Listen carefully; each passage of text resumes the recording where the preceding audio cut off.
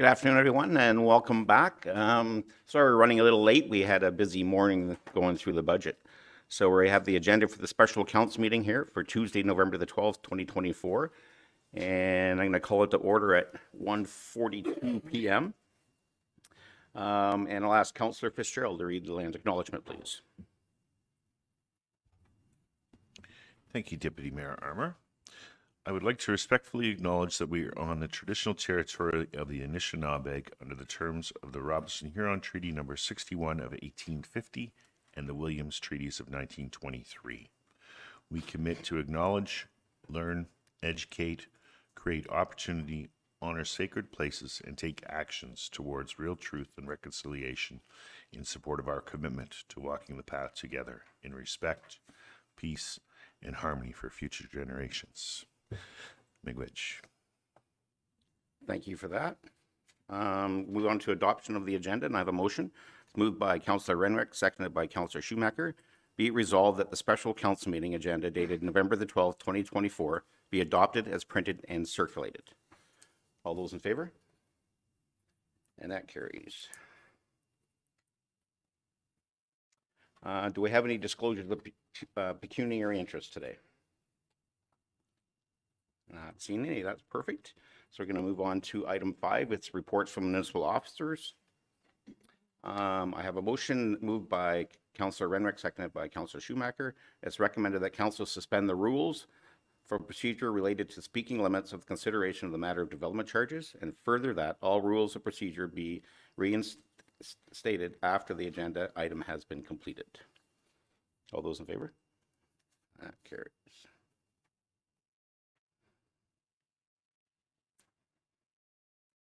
Can I move that? Okay. And I have another motion moved by Councillor Stone, seconded by Councillor Fitzgerald. Be it resolved that development charge background studies dated September 26, 24 be prepared by Hemmons Consulting Limited, be approved to be used in preparation of the new development charges bylaw for the town of Huntsville, and further that the bylaw for development charges be presented to council for final consideration on November 25th, 2024. Any discussion on that? All those in favor? We're going to discuss now. We're not going to call a question yet. There we go. So I'm going to turn the floor over to, I'll turn the floor over to Julie and Kirsten. Thanks. Thank you. We almost had 2 easy wins this morning. Yeah. So thank you. We have brought back this report to provide additional information on the development charges background study and the draft bylaw. And just to recap where we are, so the development charges background study attached to this report was posted on the town's website on September 26, 2024. And the draft bylaw was posted on October 10th, 2024, and the statutory meeting was held on October 28th, 2024. So this is to give an update on some of the questions that we had at that meeting, at that last meeting. So I'll turn it over to Dr. Maxwell first. Thank you. There was discussion at the previous meeting a little bit about the affordable housing rebates and should we increase them, should we change them? With the bylaw update itself, upon further review, I don't think it's entirely clear that we wouldn't be charging any development charges for any secondary residential units. As the CPP bylaw currently stands, you are allowed 2 accessory residential dwelling units on every lot, as long as you meet the lot standards. So I think it would be a good idea to just tweak the bylaw that little bit to make it very clear that we wouldn't be charging for any. I know the existing bylaw talks about size and a couple other considerations, and it just seems a bit complicated.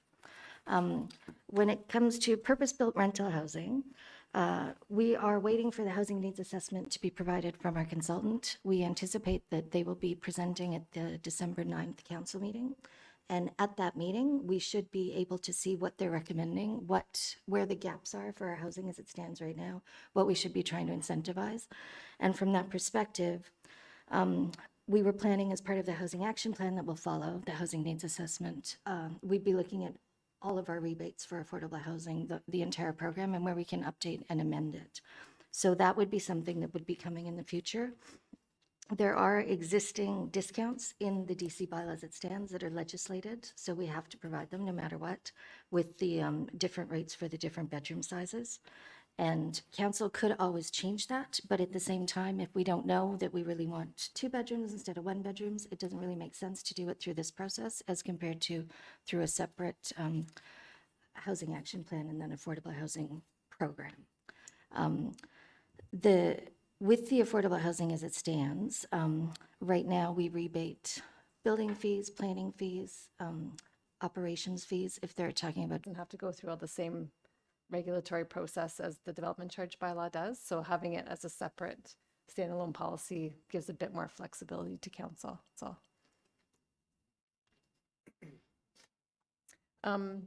So I think next we wanted to talk about the growth capital forecast. That was another question that had come up.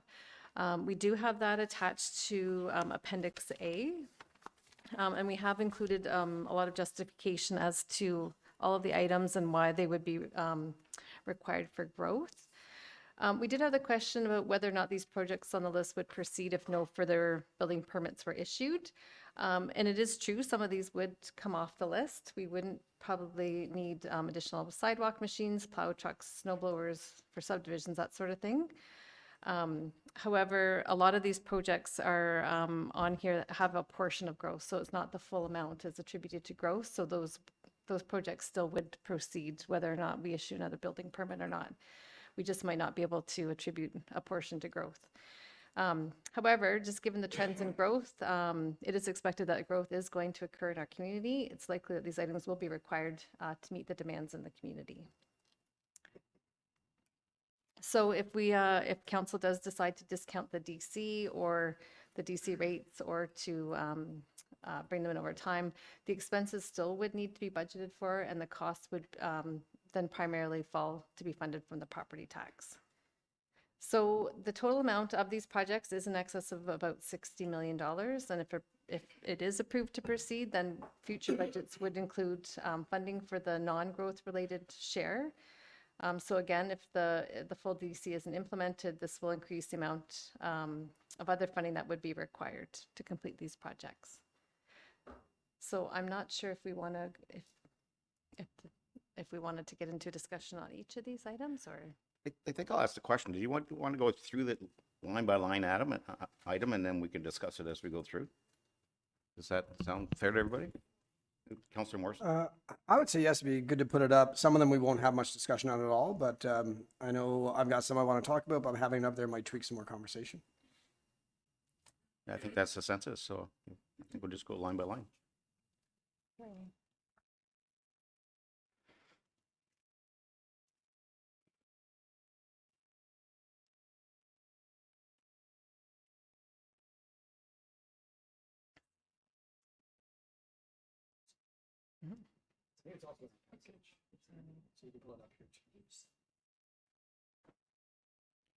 Sorry, it is on page 7 of your package as well, if it's easier to see. Do you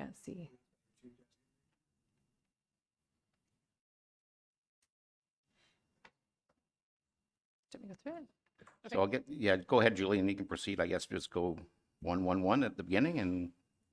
Okay, so we'll start at the beginning. The first one is the new fire station building, and that's slotted to be done in 2030 to 2031. And you'll see on the far column there, we've got the rationale for growth. So this is additional space is required to accommodate the growing community. We'll need additional facility to accommodate the increase in call volumes, provide proper security for staff, including current industry standards, and storage capacity and adequate space for full-time administrative staff. So I'll open the floor up for questions. Councillor Morrison? Yeah, I'm not sure we need to spend too much time on those. I think that's easily justified as growth. So I'm okay with it being in there. As long as everyone's okay with the number. I do have a quick question. The cost of 9.6 million, that's probably going to change over the next 10 years, I would imagine, right? Or it's 8 years? Is that just the projected number? That's correct. The next one is the fire station land, so I guess we would move forward on that one as well. Yep, absolutely. The next is an administration vehicle. And this is looking for 2028. And as a result of growth, additional staff will be required to meet the needs of the fire services in the community. The position will require a vehicle to move between sites. Councillor Renwick? Thank you, Chair. Is that in relation to the new building, or is that in just regular growth that we're having now? Just regular growth, okay. And I guess to that end, two quick questions. Is it a new position necessitating the new vehicle, or is it for somebody currently on staff needing a vehicle? Because I think if we're not hiring a new position to drive that truck, I don't know if it'd be growth related. And I guess the other question when it comes to that, I think it's come up around this table a couple times before, as far as fleet and a vehicle like that, is there like a minimum trim level, or are we taking like a basic trim level as far as the vehicles that we get? So I'll try and answer this. I don't know if Shane wants to come forward, but the truck or the vehicles that we do get they do have specialized equipment that are attached to them. So that is the difference in the cost. As far as the position goes, this is slated for 2028. So we are anticipating that another position would be required in the fire services over that time. I do have a question.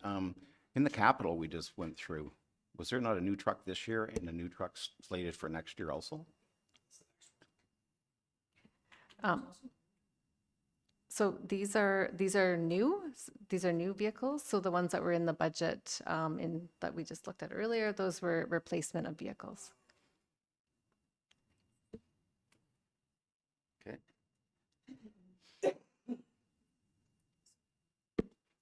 Councillor Renwick? If I may ask, Chair, are we looking at keeping these on the list, or are we looking at saying, how do we know if we're going to need this truck? If we don't have a person, we're not going to need the truck. Like, I'm not quite sure what the purpose of what we're looking at right now. Are we taking things off, or Can someone clarify that for me, please? Sure. So so the background study and the draft bylaw with all the rates are built on the assumptions that we've made in these capital lists. So it's not just the capital, but it's what's required as a result of growth. So the DC won't fund positions, but we do anticipate that as a result of the growth that we expect to occur in the next 10 years, we will need one more position in the fire department, and that person would require a vehicle. So we would have to add a net new vehicle to our fleet for fire. I have a question. How many vehicles do we have right now, men vehicles on the fire department?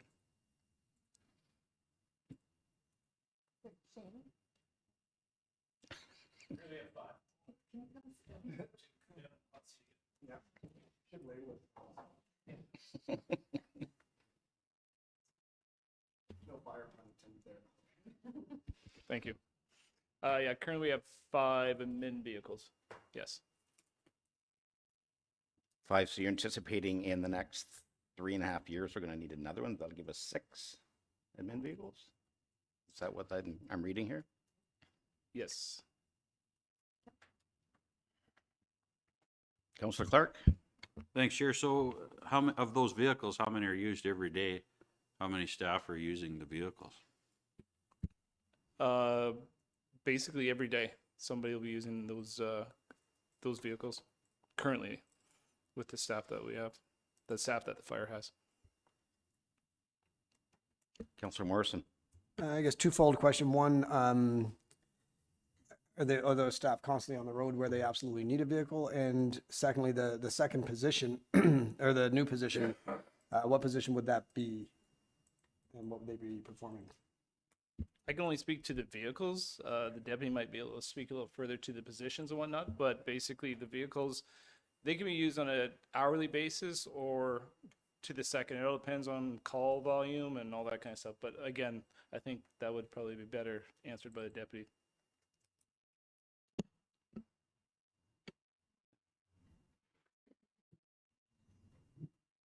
And why Deputy Clay is coming down, I got a question too. Is any of this cost going to be shared with the Lake of Bays Fire Department?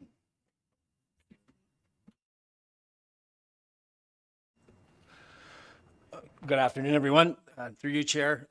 So we do have 5 administration vehicles, but you also have to remember those administration vehicles are also fully response capable as well. We've moved our vehicles. We did have a period of time there where we had some vehicles that were allocated just for administrative purposes. So basically a small SUV and the utility van that we have. So they were used in those capacities only. But what we've done is we're making the efforts to standardize them because we do rotate around to those vehicles. Sometimes the only 2 vehicles that are dedicated are what we would consider car 1 and car 2. Car 1 belongs to the chief, car 2 belongs to the deputy chief, so that we can use for our duties plus for responding to different calls. But for things like moving trailers around during emergency response, towing a boat for a water rescue, we have to have vehicles that are capable to do those capacities or to respond to brush fires and different rescues. So that's why they're kind of interchangeable as well. And yes, we would require a 6th moving forward around 2028 if we see the growth that's anticipated.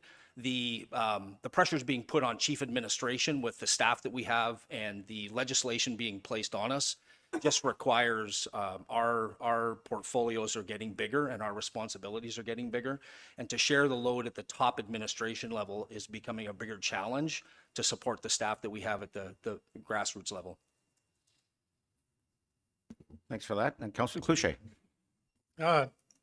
These vehicles are also used for motor vehicle accidents also because of their size, so it's quicker response for you guys, and you guys carry the equipment on that for motor vehicles too? Thank you, through you, Chair. Currently not. We do have rescues that are smaller and they do have that equipment on them, but they do support, I'll take example, Station 1 here. We have 32 members on Station 1, but in fire trucks, we only have 17 seats. So if we have a significant event and we have to get members to a call, we either have to rely on them to take their own personal vehicles to that, which we really try not to do. A, they're not covered under insurance, and B, they're not equipped with anything. So we feel responsible. We have to be able to provide transportation for them as well. So that's just one example where we need vehicles, not just so I can come to a meeting, but during a call as well to move people around. Councillor Morrison. Deputy Chief, on that note, if you're fast forwarding to the hiring of the new position and the operations of your fire department, could it be conceivable that a new vehicle that isn't fully equipped could suffice for the needs, having 5 fully equipped and 1 that is maybe not fully equipped? Through you, Chair. I wouldn't say no to that. I think that it could be a little more job specific as we get to that point. But again, we're 3 or 4 years down the road before we really get to that position of requiring it. So it could change by then as well. Go ahead. And I guess more for Director McKenzie, knowing that if we acquire an asset, we have, it goes into our asset management plan. We do a 50-50 share with Lake of Bays. Do they share the asset management? And as a add on to that, how much per year would have to go in to fund that vehicle? So currently in the administrative agreement, we don't have equipment shared between Huntsville Lake of Bays, so there's not cost sharing, but it is something that may be contemplated in the future, having that equipment shared. We do share in some of the costs with the fuel and the repairs and maintenance, but not the actual capital. So for the capital costs, it would be the $130,000 over the life of that vehicle, which would be about 10 years. So Go ahead. And I guess I would just say, if there is an opportunity for a discussion on sharing the vehicle costs, I think it would only be prudent considering it's both departments or both municipalities using them. We're currently working on a new agreement right now, so I think you might see some of that in the new agreement.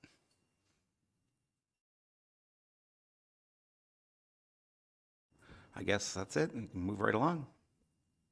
Stay in the hot seat. I think maybe Paul should stay where he is. The next one is the pumper tanker for the new station. So I know it's saying for the new station, but I think this is also just to increase or to meet the demand on fire services relating to call volume and just the growth in the community, in the population and the building stock as well. Councillor Cluchet. The new fire station, are we looking at that crystal ball again, are we closing the one downtown and just running one up?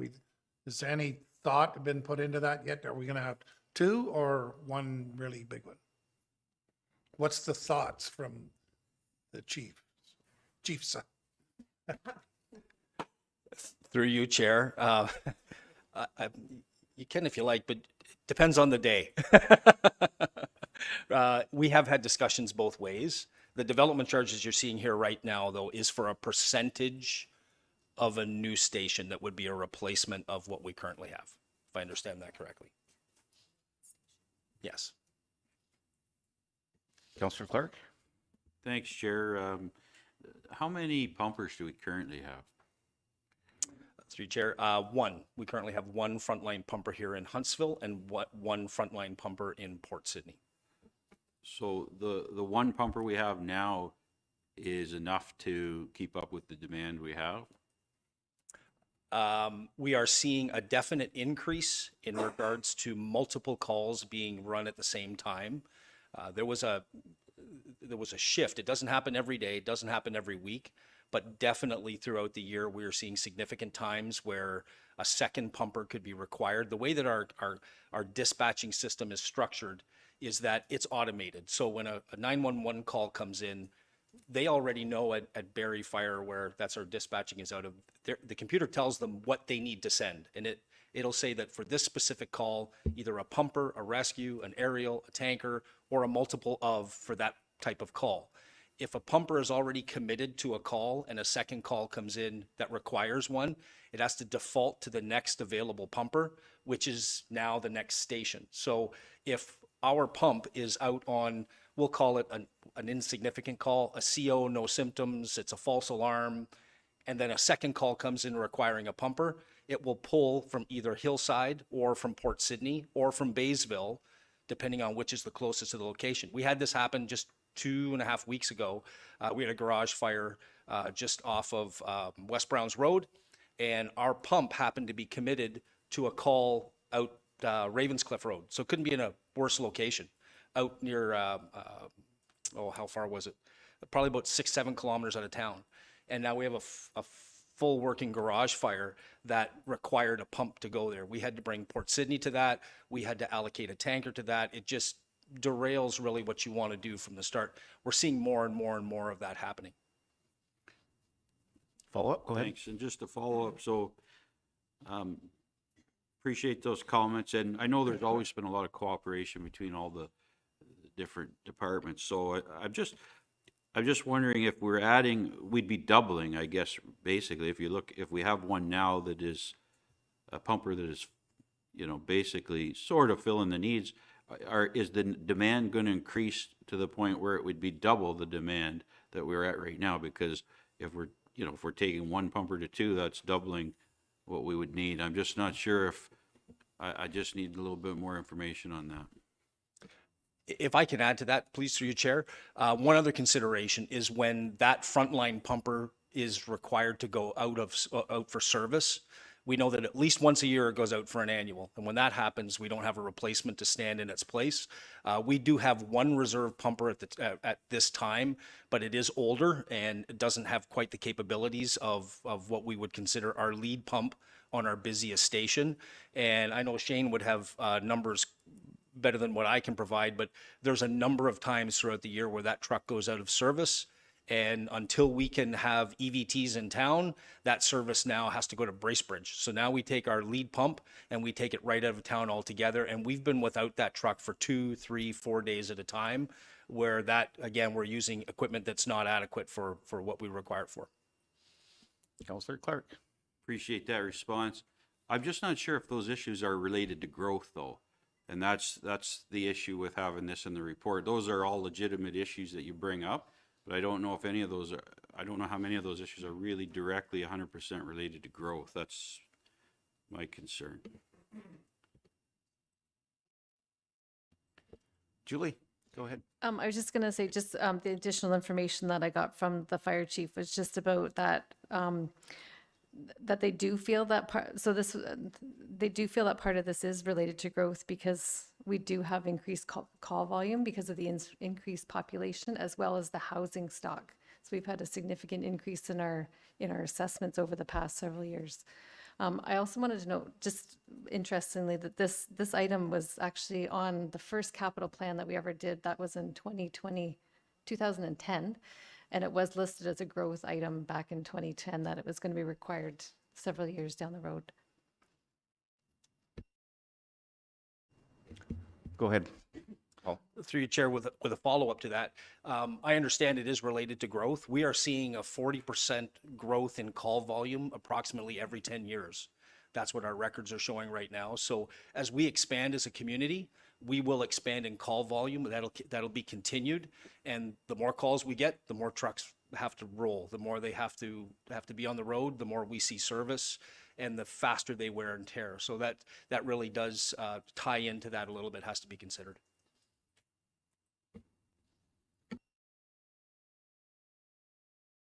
I think everybody's good. Thanks for all the questions. Good discussion. Let's move along. Yep, stay there. The next is high-rise equipment, and I'll maybe let the deputy fire chief go over this one as well. Thank you. Yeah, we do have high-rise equipment listed here, and I think that there's been a little bit of a misconception of what we're after in regards to growth in this area. When we say high-rise equipment, that's pretty much a generic term that's used in the fire service. And it's relatable to equipment that's required when we start moving above a second floor. Really, that's what it entails.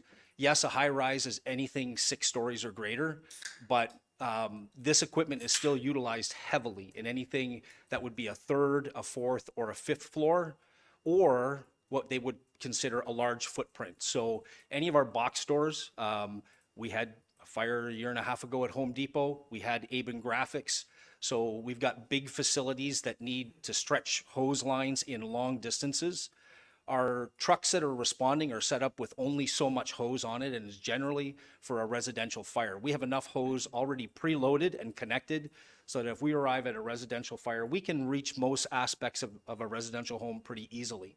But as soon as you start moving above a second floor, and we have a number of buildings now in our area that would be considered in that category, you need specialized equipment to do that, and not just the equipment, but the training that goes along with it. It is a significant amount of training. It's important to note that the last firefighter fatality in the province of Ontario happened on the 3rd floor of a structure that is similar to what we have in Huntsville in Loyalist Township, which is, they mirror the town of Huntsville actually in size and building stock and size of fire department. And yet it was a standpipe that failed, and they didn't have the right equipment, and a firefighter eventually lost his life in that call. It's a different type of firefighting environment for us once we move up to those levels. And so thinking forward and preparing for as the town does develop is why we would need the equipment that we're talking about. I have a question. Training. How much training is involved in this type of firefighting equipment? I can't provide a full number on that, but we do have 3 stations specifically that would require training immediately, because Station 1 and Station 5, I know that there's no 4 or 5 story buildings in Port Sydney, but Port Sydney is our second run fire station for any significant event, specifically at the center of town and the south side of town.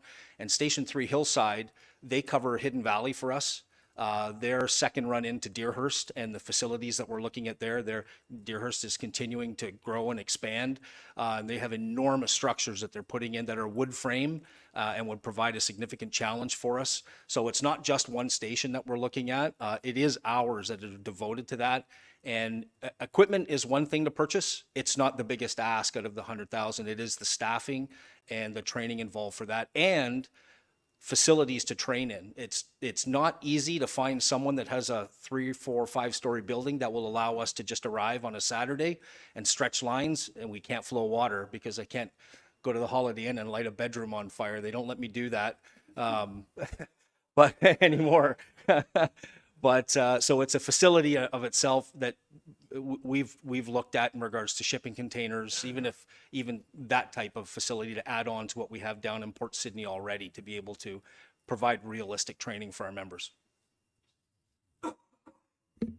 I have a thought on this. I don't know, maybe the CEO or Julie can, something like this sounds to me like it's a community benefit. And I see you got it listed here for 2027. We do have some applications coming through for some taller buildings, and we're always looking for community benefits. So is this something could fall under that if for a developer to come in? And I just don't know if anybody can answer that question.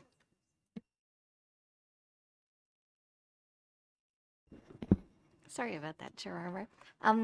I don't believe that that is something that's on the list of areas that we can look at for community benefits, but it is quite generic. So it is something we can explore in the future.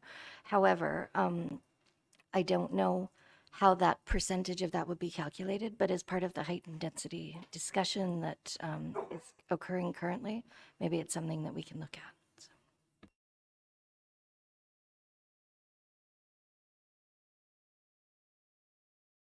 All right.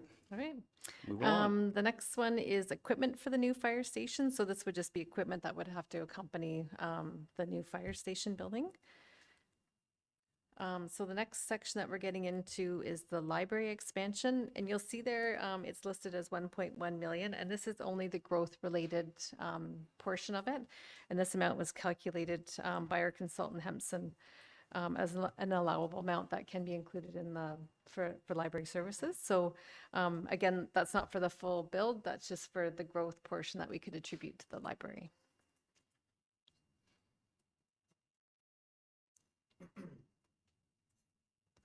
Any questions on that one? No? Okay, moving right along.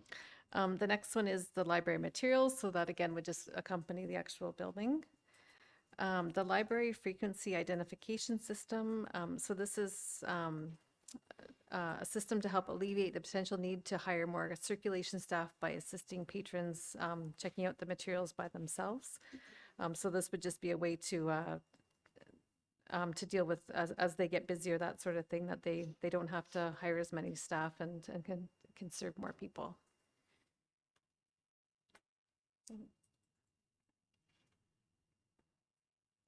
No, it sounds, you're moving right along here.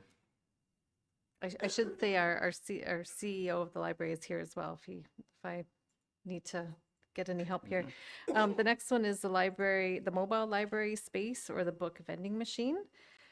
So this would be another way to deal with growth in our community, to provide more services without having to have mobile services to address different areas in the Huntsville community. For example, Port Sydney or Edderson.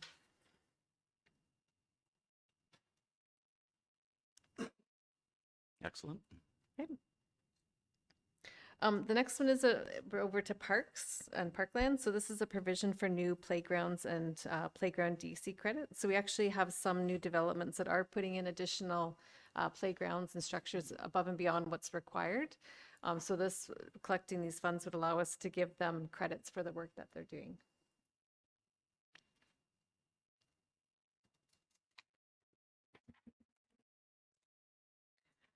The next one is a provision for new washrooms. So this is something that did come out of the Community Services Master Plan, so that just with the increased population, there is more demand for additional facilities.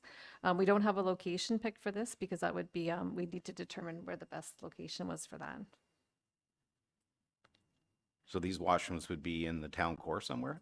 Is that what? I believe so, yeah. Councillor Clark? Thanks, Chair. I've got a bit of an issue with this one. I mean, the town core is not going to grow any more than it is right now as far as the core itself. So I don't really see how or where another washer might go. I don't really see why it is on this list, to be honest with you. Councillor Stone? So I disagree. As our population grows, our parks will be used more. I'm thinking Avery Beach might need washrooms, or Lookout Field. Those are existing facilities that, you know, if crowds are going up to the Lookout and it's packed up there every day, when it's, you know, every day of the year, then washrooms are needed. I think it's definitely tied to growth.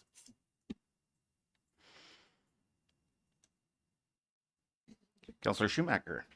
I would somewhat concur, especially with Avery Beach. If we're putting in 20 more parking spots, there's going to be additional people attending. Okay. Counselor Morrison. Yeah, I'm in between Councillor Clark and Councillor Stone and Schumacher on this. I think you could attribute a portion of this to growth. But those parks, playgrounds, Lions Look at, they're already overwhelmingly busy now. So you might say if we were to do a washroom in 3 years, a big percentage of that would be needed today. So we're looking at growth. I think there I'd like to see the percentage be less as opposed to 100% of the washrooms, just maybe a third, something like that. So did you want to put that motion on the floor that it, Yeah, I would like to, if I get Councillor Clark or someone to support me as a seconder. Yeah, that we just adjust the number, okay? What number are you, what, 200,000? 200,000?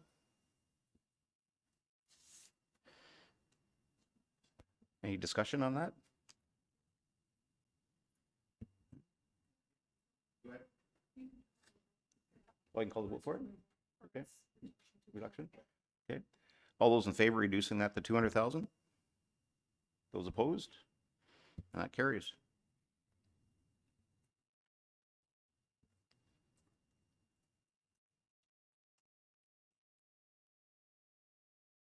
Okay, so the next three, these are standard provisions that are in development, in most development charges, and it's provisions for, the first one's provisions for new parkland development. So this is just as a result of growth, increasing our park space in our community. And that's for 400,000.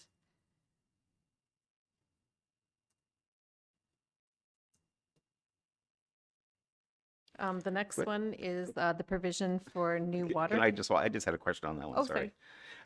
With their new developers coming into town, most of them put their own parks in. So where do we anticipate geographically putting our own, a new park in? So if someone could just clarify that for me, Councillor Stone? Well, we were just talking about this at the town-owned land working group, that there's some metrics around number of houses and number of green spaces for public use. And we've identified that, you know, we need to make sure that there's parks as we grow in strategic locations, whether a developer puts in a small parkette, that doesn't really satisfy the need as growth in certain areas. So adding more parks is a good thing for Huntsville and as we grow. I absolutely want to keep it in. Councillor Clark? So if we want to keep it in, which I agree with, how much do we keep in? Are we keeping the full amount in or not?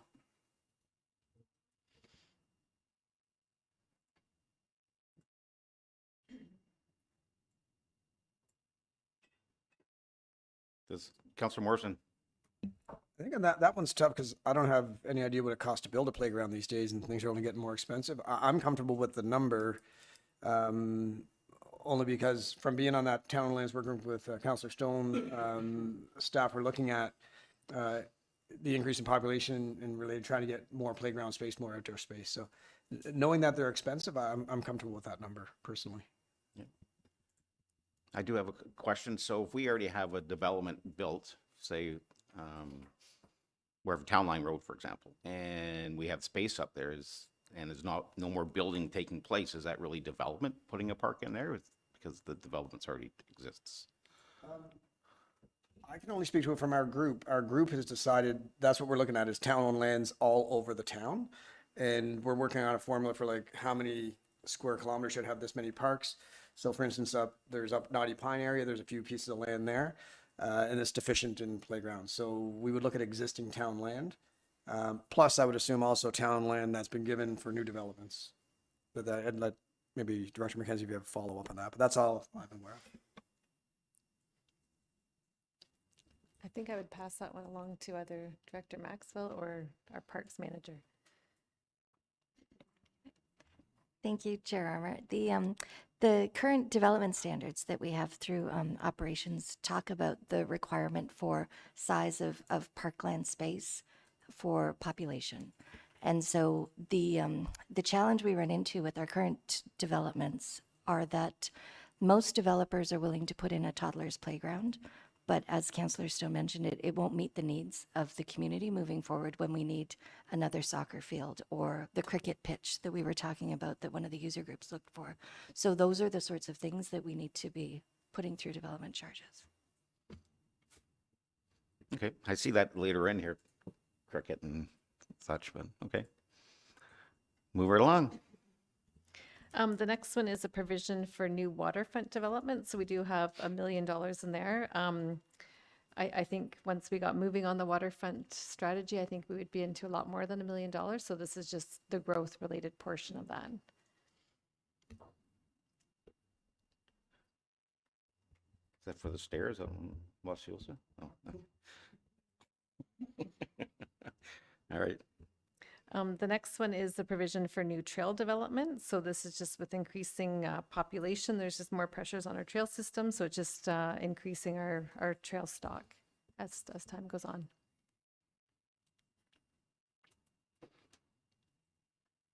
Okay. You move right along. Yep. The next one is a new or expanded sports park. So this is to accommodate additional fields, sports facilities, cricket pitch, and pickleball courts, that sort of thing. So this is would be to create that new dedicated space, just in anticipation of growth once we've kind of maxed out on the space that we currently have to serve our population.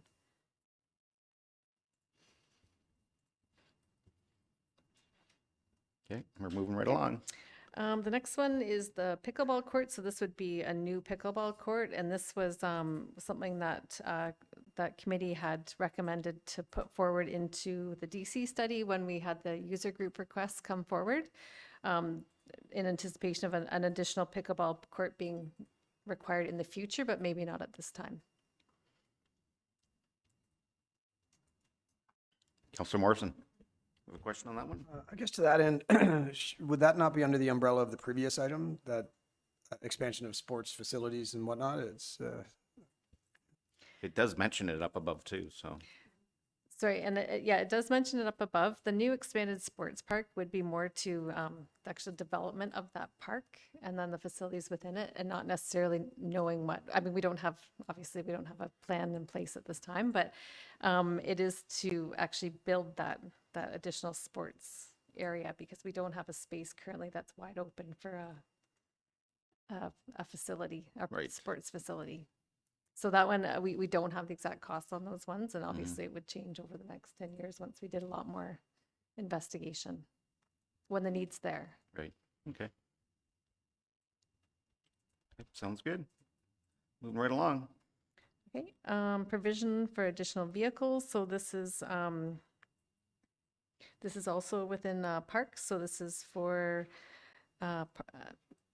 2 new vehicles for $225,000. So this is with increased population, further additional fleet is required within that 10-year projection. It might be subject to change when the actual timing of those vehicles take place, but the staff felt that this is something that will be required as we increase our parkland and our parks and whatnot. We will need staff to take care of those parks, and we'll need the fleet to drive them there. Okay. Next item. The next item is actually debt payment, and this was actually in the previous study as well. So we added this. We're allowed to recover some of the debt portion of the Canada Summit Center. So that was being done previously. So that's currently in our budget right now to continue on with that. We were asked, if the sports center really did add, was it really attributed to growth in the future? And I think, we've got a community center with 2 ice rinks. Right now, the town of Bracebridge just has 1. So you can tell that we do have a lot of capacity that's still there with that facility for the population of our size. So I think it definitely is attributed to growth. Right.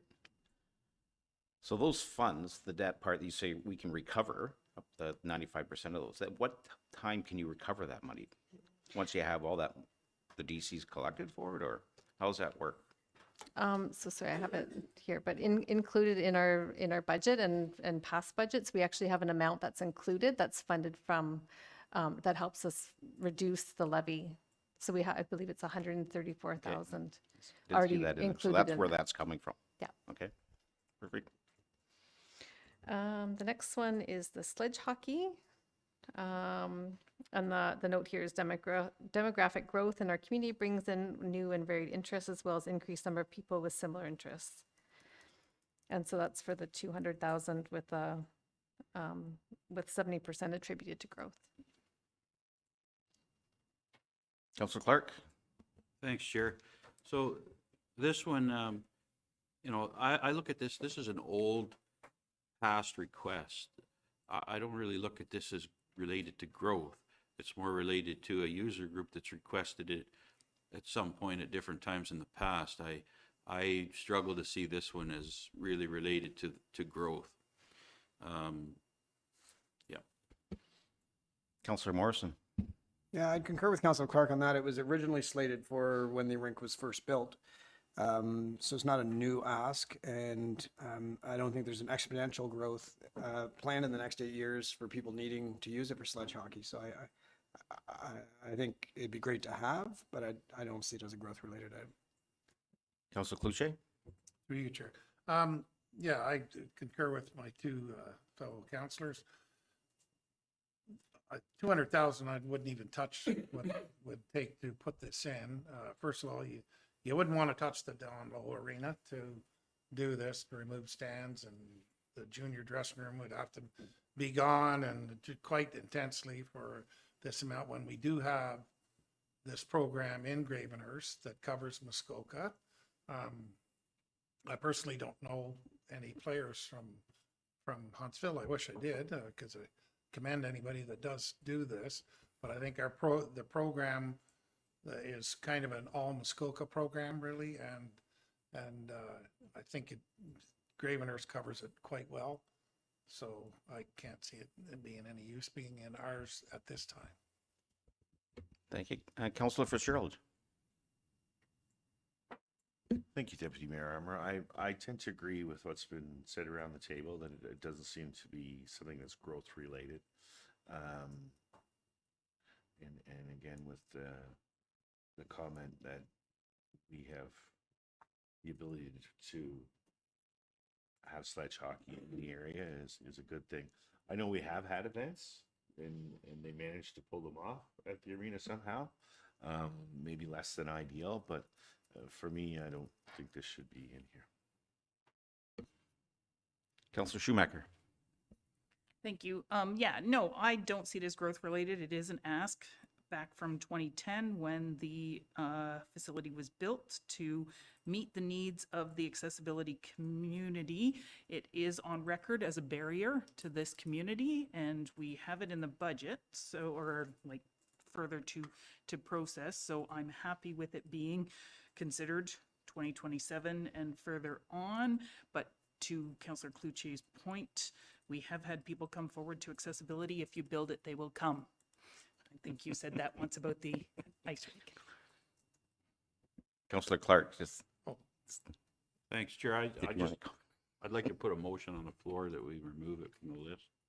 Okay. You have a seconder for that? Councillor Cluche, you have a question too? Go ahead. I have a question too.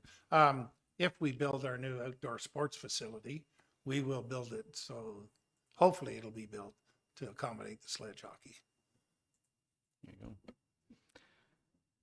So any discussion on the motion that was put on the floor to have that removed completely? Yep. No discussion? All those in favor? So that'll be removed. Thank you. The next, sorry, is the Don Low ice floor covering, and this has been included at 250,000 with 25% attributed to growth. And the note here is increase population in the community, increase the pressures on the availability of the large indoor rental spaces and events. It's just very difficult to move between indoor and, or to move the ice. So this would allow for more events to take place. Discussion on this, Councillor Clark. Thanks, Chair. Well, just a comment. So I question about how much it is growth related as opposed to how much it's change related.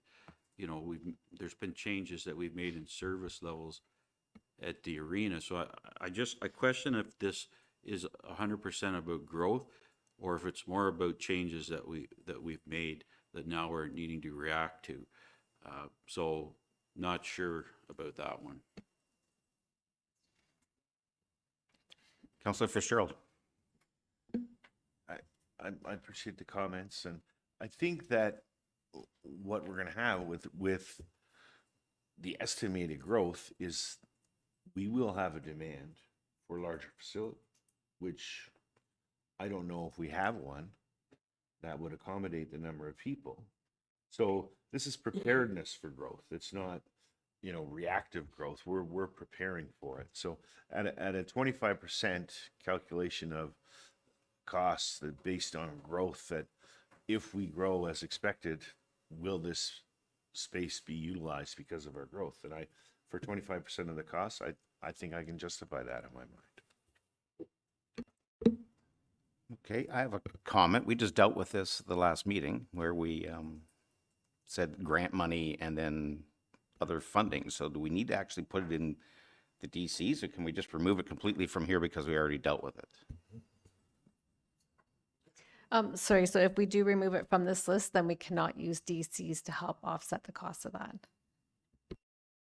I'm okay with that. Councillor Stone, go ahead. So in the budget, we talked about getting grant funding, and then we will look to see where else we can find the other funding. And if DCs are part of that solution, I think it should stay in. Oh, Councillor Morrison, go ahead. I agree with Councillor Stone on that. It's only 25%. And to Councillor Fitzgerald's point, we would have no need for this if we weren't growing. And I think attributing 25% to it is fair. If we can get a grant for a certain portion, get HMATA involved and have some DCs involved, it might be a cost-effective way to add a pretty cool asset for the town. Okay. Any other comments? No. Okay, move along. So the next section is quite a list of some studies that are allowable within the DC. So the first is the development charges study. So that would be required in 10 years. So if you recall, when we did this study, we actually saved for it through development charges, and then we were able to pay for it. So we didn't have an impact on the levy. The next one is the secondary plan for North Highway 60 and Earls Road. So I'm not sure if how much we want to get into this. Can I just ask about that? What is that study? What would that study entail? 5.1.2. Thank you, Chair Armour. That would be a master plan that would include environmental, potentially, stormwater management, transportation, all those aspects, to do a whole review of the entire area, and then where roads should be, where parkland should be moving forward based on anticipated growth.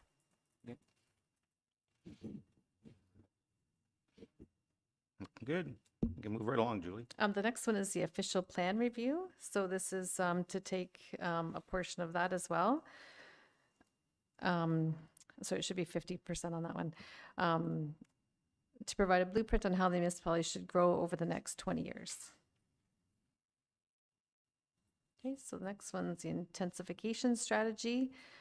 So in order to achieve our growth targets and look at infilling prior to expanding development in greenfields, an intensification strategy would help inform design parking address improvements required to transit bike lane sideways, etc. Okay. That's good. Move along.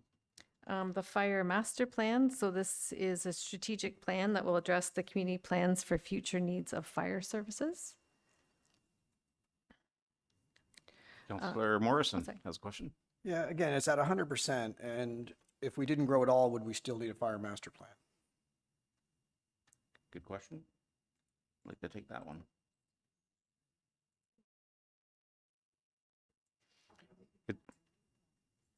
Councillor Cluche. Good reaction there. How do we forecast it now? I believe they do a fire master plan, but is it done every 10 years? Is that when it's completed?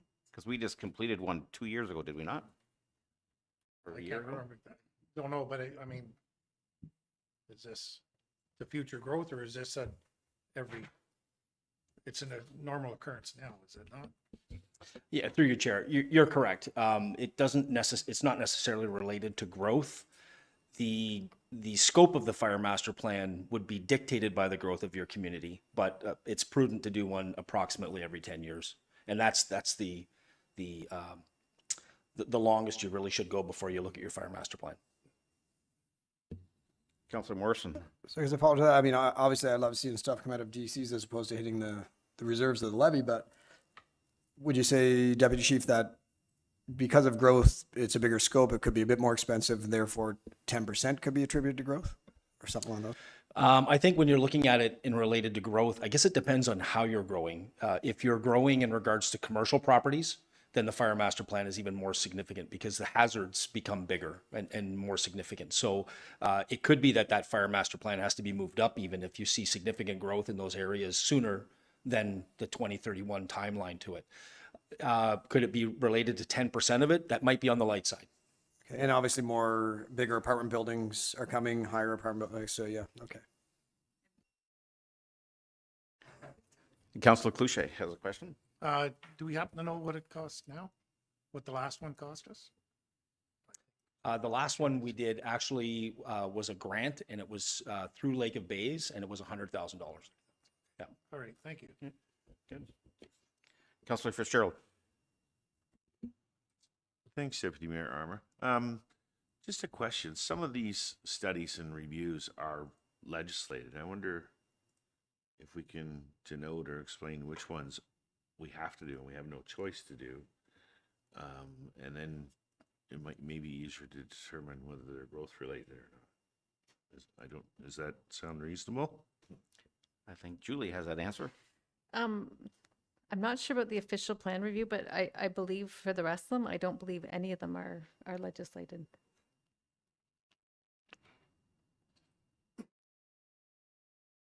So would you consider them just good practice to continue doing these master plans? And Sorry, I should clarify with the development charges, if you are going to have development charges, you legislatively need to do this study. That's the only one that I would say is a bit different, but the other ones I would say are good practice and good future planning for the community.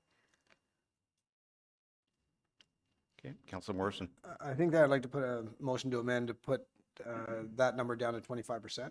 And obviously this is 50% of the cost because Lake of Bays is covering 50, is that correct? So it'd be 120,000. I think 25% of our share I'd be comfortable having in there as growth related to the apartment buildings and commercial buildings that are coming. Okay, do we have a seconder for that? Councillor Clark? Any more discussion on that one? Councillor Cluche? The problem is, it is what it is cost. I mean, we got to pay it no matter what, and we'd be ridiculous not to do it. So, I mean, changing it from the percentage wise, is it really, like this way here, we can cover it with the development charges rather than taking it out of the levy or out of their normal operating budget. So I'd sooner see it left in the way it is. Councillor Morrison? And I agree, I'd rather not have it come out the levy, but I think our exercise today is to justify these items. And I think we have to really be able to stand up and say, yes, we're spending this entire 60,000 because of the town's growth. And I don't think we can. I mean, ideally, if we want to leave everything in, make sure we never have to hit the levy, it'd be great. But I think that's kind of why we're doing this, isn't it? Yeah, exactly. Any more discussion on that one? No. Question? I'll call the question on that. Reducing the 25. Oh, Councillor Morrison? All those in favor of reducing that 25%? 1, 2, 3, 4, and that carries. Those opposed? 2. Okay. Okay, so the Yep. next one is the master plan for the library needs study. So this was actually brought forward by the library board and is included in the 2025 budget right now, partially funded from development charges. So this helps guide the library board and library over the next 10 plus years on where they're going. Right. So the master plan for library needs, so it's slated for next year. So we already have the funds available for that in DCs? In the budget, I believe it's partially funded by reserves and partially funded by development charges. So we did budget for some of the items for these studies have been partially funded by development charges in anticipation of this bylaw passing, Right. but not fully funded. Okay, so it says 100%, so it's not really 100%. So if Sorry. if it is funded 100%, we were just being cautious when we were doing the budget. So if it is 100% and the bylaw or the rate is passed at 100, because there's two portions Right. here. Yep.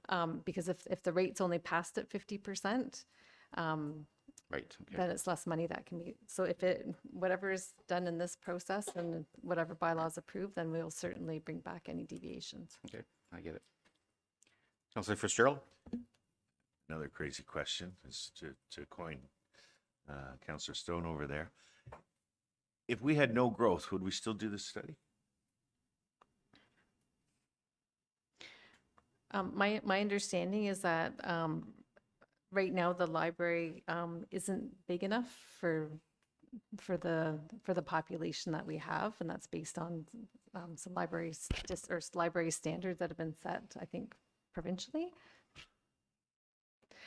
So my understanding is that the library does, as a result of growth, does need to expand, and so this study will help shape that. Yeah. So currently, but if we had no projected growth, which I know is like ridiculous, it's not going to happen, would we still need to do the study? As it was stated, I think by Julia earlier, I think it's just good practice and future planning as well. So I would say yes to answer your question, but to Julia's point, the library is undersized already for the size of the community. Yeah. Councillor Cloutier, do you have a question? Yeah. And also too, if we do the study, we will know for our future expansion, the size of library we need. We're not going to be guessing at it. That's correct. Good, moving along.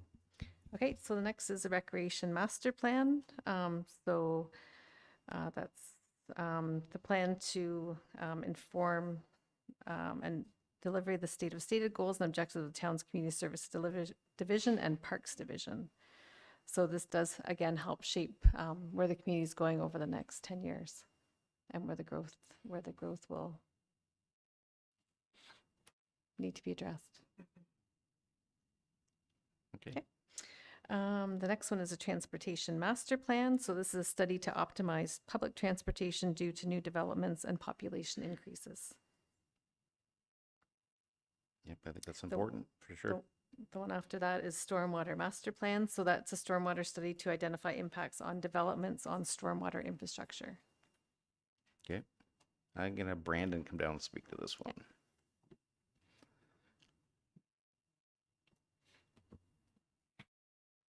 Thank you. Sorry, I do want to point out on this one, this study has been completed. It was completed at the start of this year. So this stormwater master plan, I believe, can be removed from this study. So what we did is we did do a storm sewer master plan. It's with GIS right now. They're working on the overall plan. What we did was it's a watershed analysis that tells us when developments come in, how much water they're putting into our system, whether it's over capacity or under capacity. And have positive flow with no negative impacts. So we have just received that data. Absolutely worthy of being in this. If it wasn't completed, it is 100% growth related. But that's an oversight on my part, and it is completed. Okay, thanks for that. So Councillor Cloutier, go ahead. Sorry, Ben. When would the next one, we have to do the next study? Thank you. We haven't really looked into that too much. Right now, what we've done is just our existing inventory. Any new inventory that we do adopt, that analysis is done as part of assumption. So that gets handed over. So as long as we stay up to date on that, I don't anticipate it within a 1 to 5 year plan. Okay, thanks for that, Brandon. Councillor Renwick. So shall we make a motion to remove this from the list? Or we just take it out? Just take it out, right? Yeah, we do need a motion. Okay, I'll motion to take this out. Seconder? Corey, Councillor Clark. Any discussion on that? All those in favor? No opposed, no, but that carries. And I think the next one we have to follow through on as well. Sorry, the next one is the Parks Master Plan. And again, this is to help plan for the future for all the growth that we expect over the next 10 years. Right. So would this incorporate what Councillor Stone, Councillor Morrison were talking about earlier about town-owned land and where parks should go? I believe so, About the yeah. same?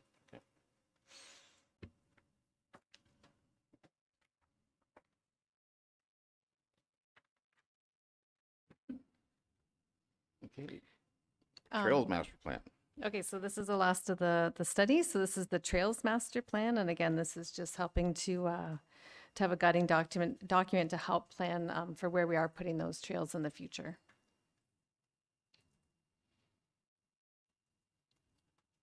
Okay. Okay. The next one again is debt, and this is actually for the same debenture, and this was for the Town Line Road Forbes Hill Drive. So when we put in that road, a portion of the debenture that we did get went to that new road, which helps service and accommodate the traffic in and out of the Canada Summit Center. So that has been included, similar to the other debt payment where it's already included in the budget, and we do take a portion that helps offset the levy. Okay. The next one is, this is a newer one that many municipalities have been putting into their DCs, and I believe that the district also has this as well, where we look at a portion of road reconstruction projects and use DC funds to help offset the costs of road widening, sidewalk installation, and urbanization of the road network as a result of growth.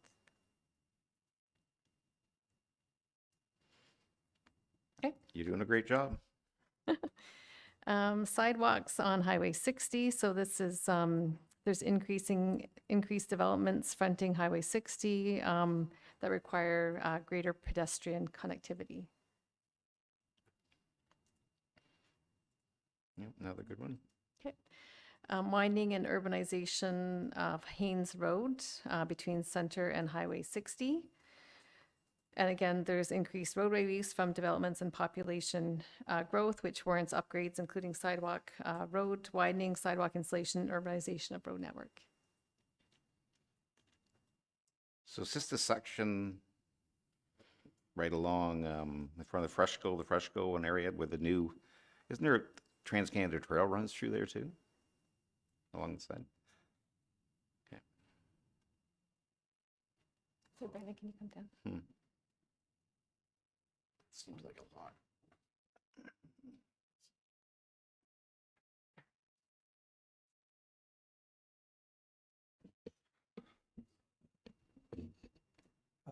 Yeah. Would you like me to confirm? Yeah, please. Yeah, thank you, Chair. Just to confirm, so it is a section in front of Freshco. There is the trail allowance that does go through there. Obviously, we've had a lot of development in that area. It is in the MTO permit control area as well, the majority of it, and there's a lot of upgrades that need to happen for growth. So it's 100% related.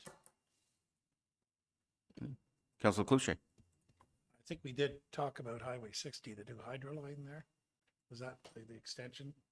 We were talking about moving it to there? Where they had cut out all the trees and they put the new hydro lines along 60 to get up to there? Oh, I thought you were talking about the trail. Yeah, the Oh, trail. Oh, yeah, I think this is talking about the section from Highway 60 through to the stoplights at the center, I believe, right? That's where it is, yeah. Okay. Okay, so the next one is the widening urbanization and sidewalks on Kitchen Road South. For similar reasons. Any comment on this one? Okay, so the next one is Earls Road, widening urbanization, sidewalks and turning lane.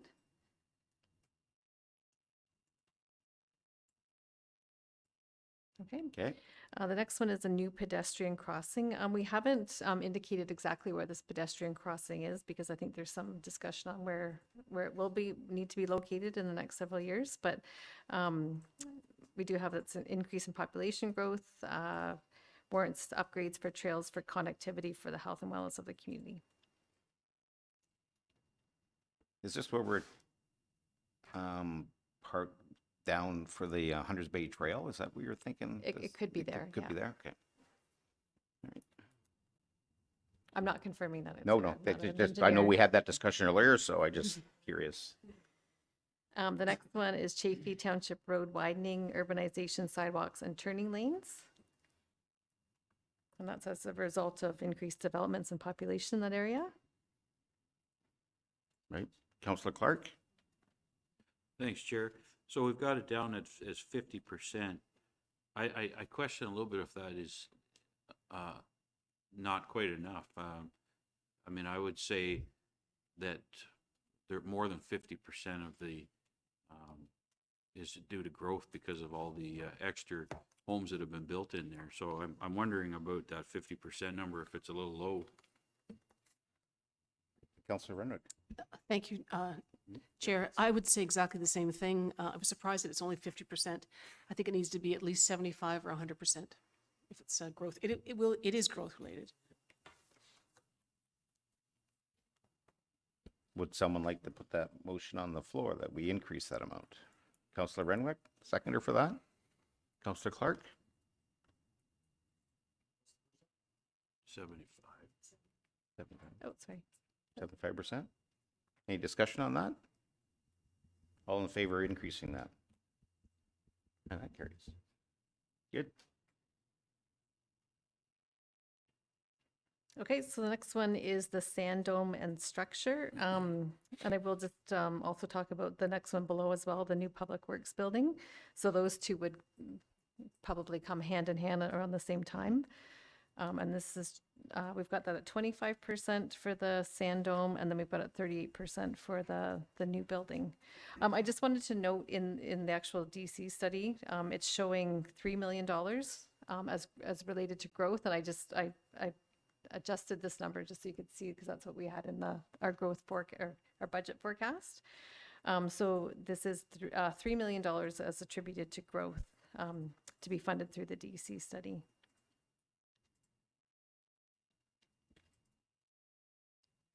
Okay. Is, just a quick question, maybe the CEO can answer this one. Should there be anything in here about property for this, or are we just assuming that would be separate altogether? Or not included in growth for DCs? I think it's hard to say really at this time. Perhaps the treasurer can. It is hard to say at this time. If we were to utilize funds for the land, we could also, that could be included as part of that $3 million as well. Okay, I just know with the fire hall, we looked at 500,000 for land in there, so I'm just curious. Thanks. All right. The next one is Muskoka Road 3 north, and this is sidewalks. So this is because of the increase in developments adjacent to Muskoka Road 3.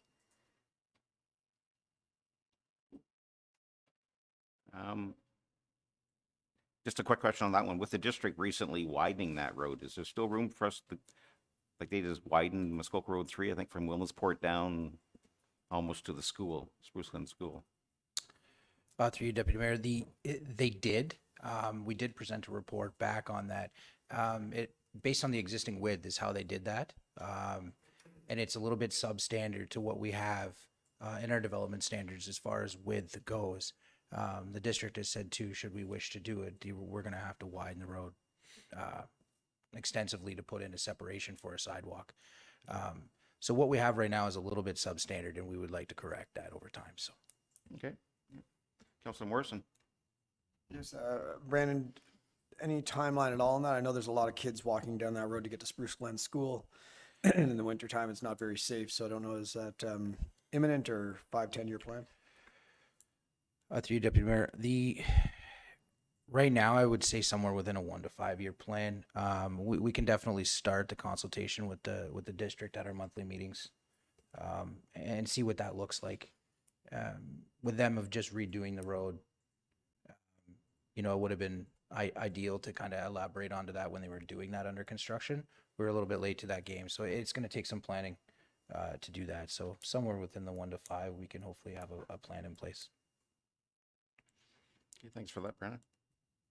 The next one is a provision for missing sidewalk links, and this is for new sidewalk installation to facilitate increase in population growth and improve future developments.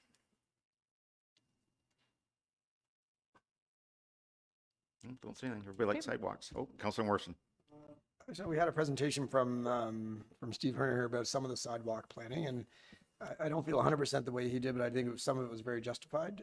Some of this is missing links in areas that have already been developed. Some of these are missing links to connect new developments.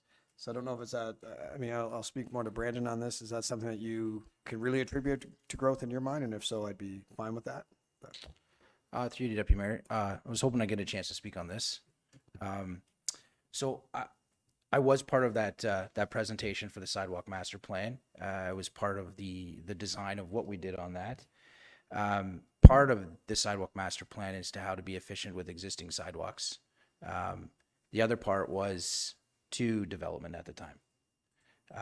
So we're getting pushback for growth on missing links and where can we get to. And if you do look back at that sidewalk master plan, you're going to see many pink locations on that plan. What that represents is it represents draft plan approved developments. And the majority of those missing links are connections to those pink areas. So in my opinion, the missing links are tied to future developments.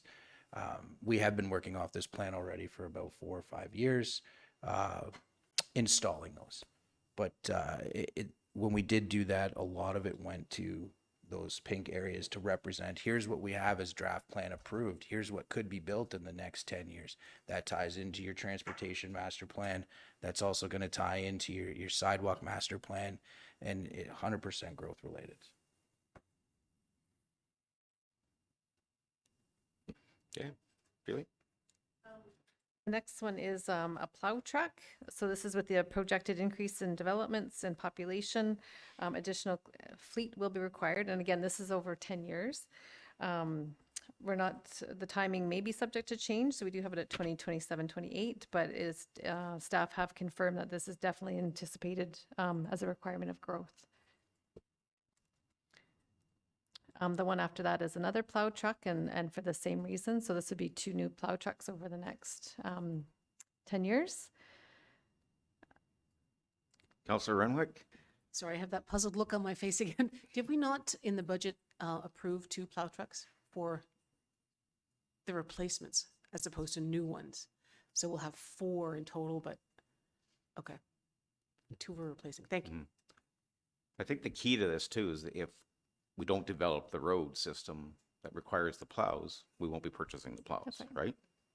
So I think that's a key that people are, Councilor Fitzgerald? Thank you, Deputy Mayor Armour. So currently we plow X kilometers of road, and with everything we have in approved plans subdivision, is it proportionate to what we need per truck? Do we need 2 trucks is my question. I'm not sure. How many? I guess another question goes along with how many trucks do we have right now? Shane, can you? Through your chair, we currently have 11 trucks.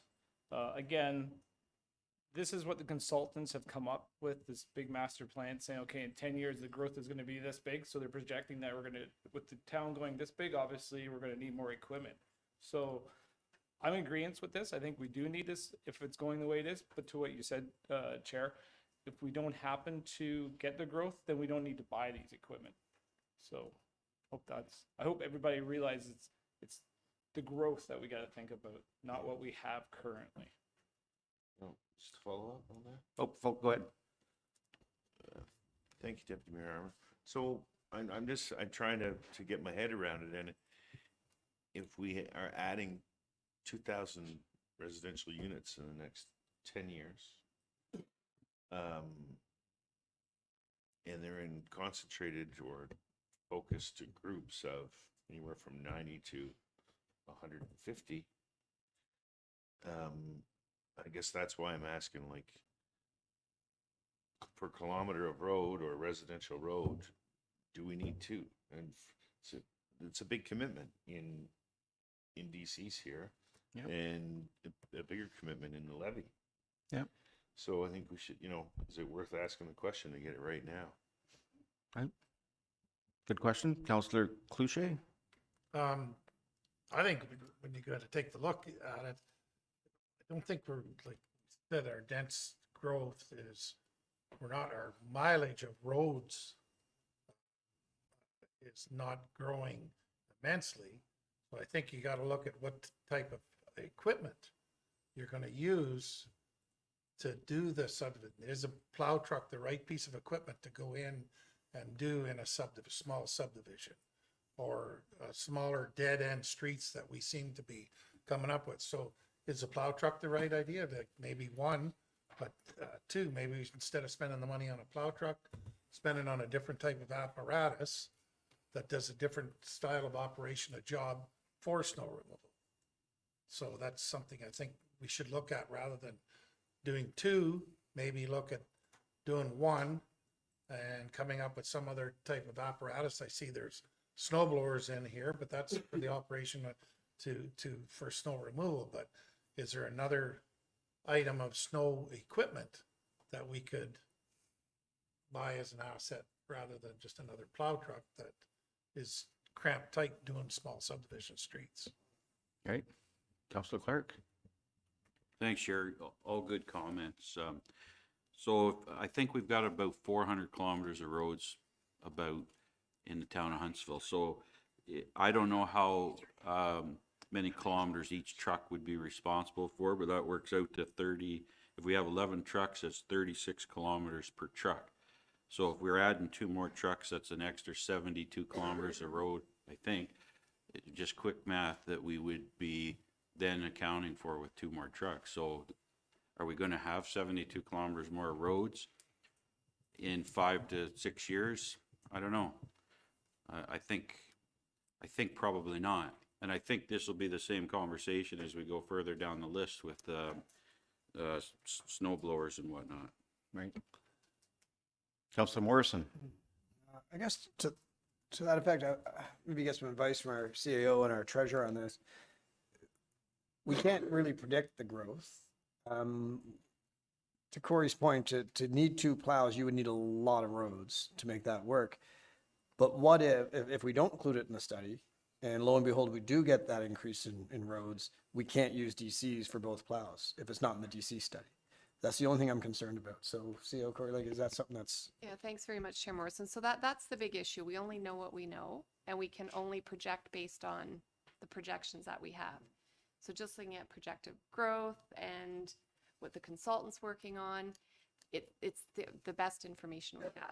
If it's not in the study, we can't fund it from development charges. But I completely appreciate it about, do we have too much in the study? So it's 6 and 1, right? It's very difficult. So it's really council's comfort level on looking at what we project based on growth and taking a chance that that's correct.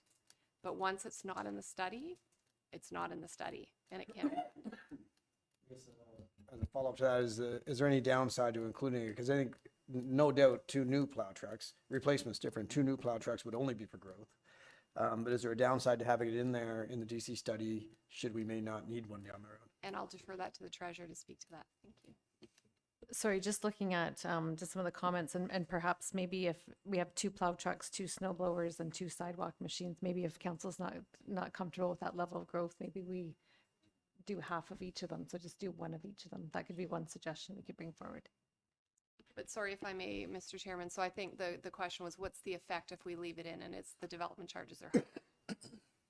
Because it's based on a higher amount. I think that's what the question. That's okay.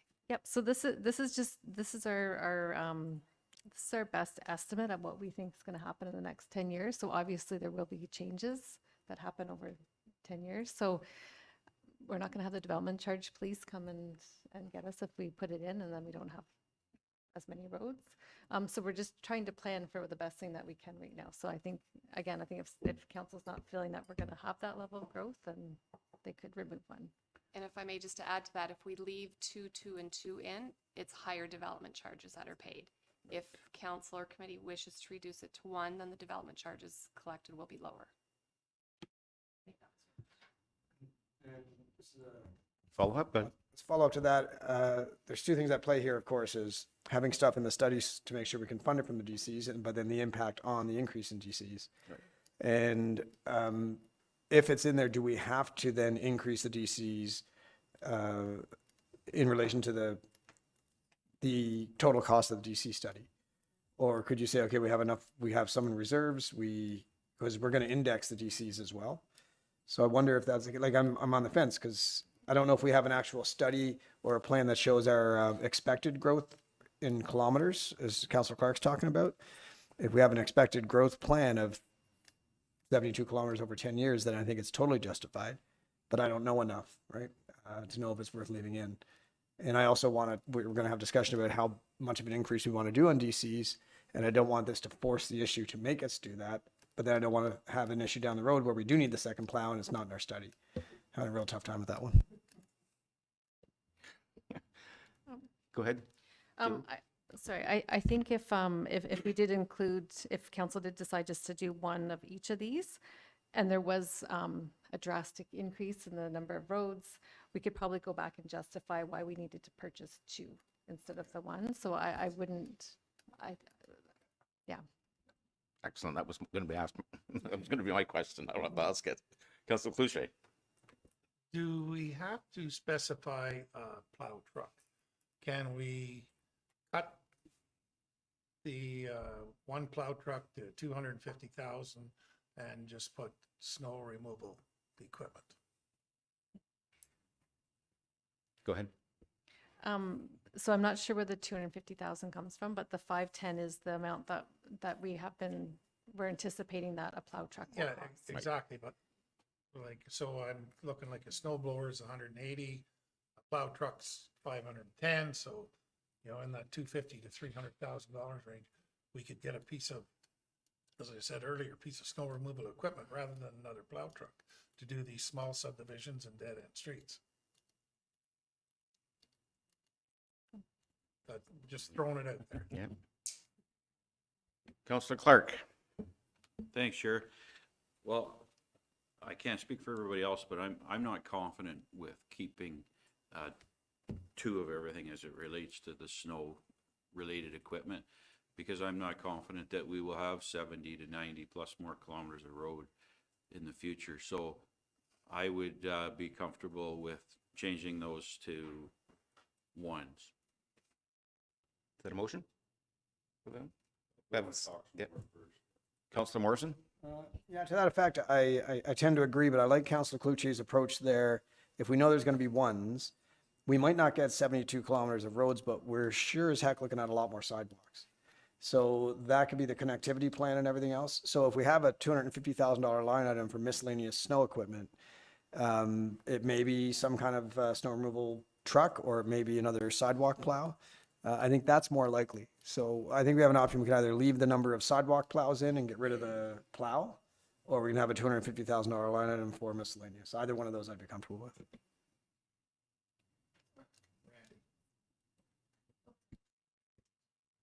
Yeah, through you, Chair. Just what Councillor Clark was saying, it's not just the amount of kilometers that we have to plow. It's a lot of dead time too, and going back and getting refilled with sand. So it's not just the number of kilometers. So depending on, if they have to drive to Port Sydney, do a little bit of plowing and sanding, and then they got to drive all the way back, get more sand, and go back down. So it's not just the number of kilometers of roads that we actually plow. So just keep that in mind. Councillor Renwick. Thank you, Deputy Mayor. Just, I guess there was no provision for sort of climate change in this. And we could be talking in the next 10 years, we may not even have snow to be clearing. So I'm just going to throw that out there, but it's, look how lovely the weather is right now. But I mean, I guess I'm leaning more to what Councillor Clark is saying, that do we really need to? But I just heard what Director Bissonnette just said about, downtime. So, but we may not have snow. Yeah, I know I'd be comfortable with one of each, and then a line for snow equipment of 250 that would be used, if that's allowable, I guess. Councillor Clark? Thanks, Sherry. I kind of like that idea. I just wondered if Randy could tell us how many sidewalk machines do we have right now? Through you, Chair, we currently have 4, and I think we're replacing one in 2026. But that doesn't add to the sidewalks that we will be getting. But we do have 4 currently. And we probably do about 150 kilometers in sidewalks. That would be more towards probably Brandon or Tina. They would know exactly how many sidewalks we have. Or the kilometers.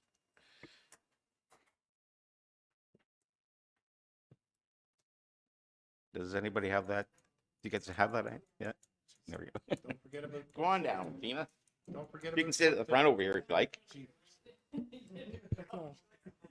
Oh. Just trying to think here. Okay, sorry, can you just give me that question one more time? By chance? Go ahead. Councillor Clark?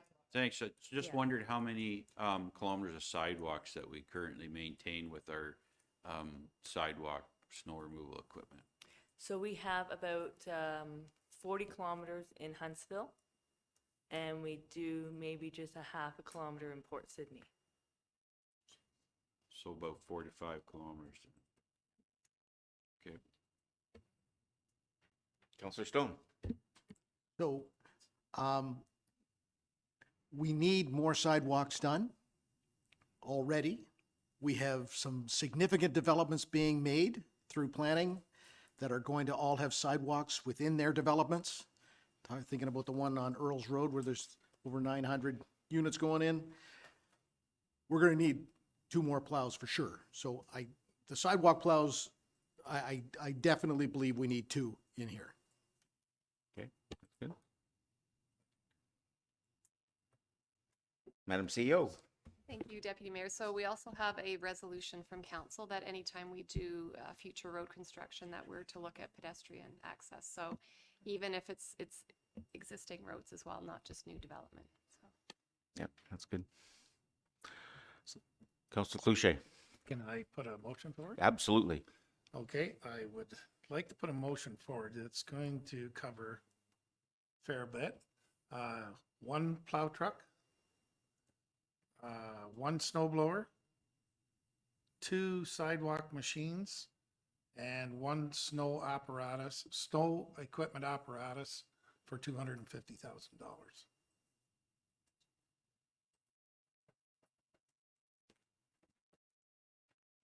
Any questions? Have a seconder for that? I'd like a repeat, my We can repeat that. friend here.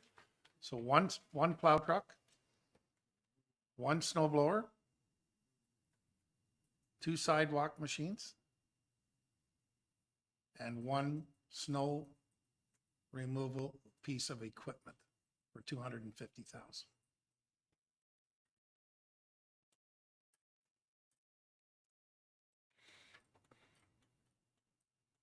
Councillor Morrison. Director McKenzie or City Corey, I'm on board with that 100%, except I wonder, when we say miscellaneous equipment, anything else we have itemized with a cost and a percentage? Is that tricky, like, because it's miscellaneous and more vague? If we can do it, I'd like to, but if we can't, then we just have to know.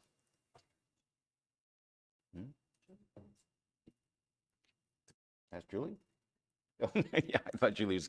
Julie, can you answer that one? Does that fit into the GC charges, like just a snow removal apparatus or equipment? I know when speaking with our consultant, they said it was no problem to remove things, but if we add things, it'll be a bit trickier. But I think we can kind of maneuver around this just to change the wording and the amounts. So my understanding is that you're looking to keep in one plow truck. Right. One Keep- plow truck. Keep in one plow truck. Keep in one plow truck. And keep in $250,000 for snow apparatus and remove the rest. And remove one snow blower. Yeah, and keep the 2 sidewalk machines. Keep the sidewalk machines in? Yes. Okay, sorry, I had that wrong. Okay. And we need years on that. Do you want to maintain the same years you have Yes. on here? Yes. So the plow truck 27, 28, and then we have one for 31, 2020. So you want to remove the 27, 2027, 2028 plow truck? Yes. Remove Because that we're- one? Because And we're we'll keep the getting- one for 2031. Yeah, We'll move the snow blower for 27, 28 Yeah. and keep the one for 2031. for the snow blower, or the current snow blower, what's the life age expectancy of it left? Through you, Chair, it's probably like the rest of our equipment, we're probably 10 to 12 years. Okay. So I would suggest that we maybe make that snow blower unit probably earlier than later. Okay. Just to add to what you were mentioning about the snow blower equipment, that miscellaneous, it might not be a bad idea to, just throwing it out there, to add maybe a 4500 series pickup truck or a truck with a plow and a sander. Something along those lines if we're trying to cut a little bit here or there, but also add. But also, we also have to think too is downtime. When piece of equipment is being out for service, we almost need something at times to fill that gap. So if we have a sidewalk machine down, so I agree with you, 2 sidewalk machines, we have that second one that can be in that place while that one's out. So there's no downtime and the town's getting the snow removed, if that makes any sense to you.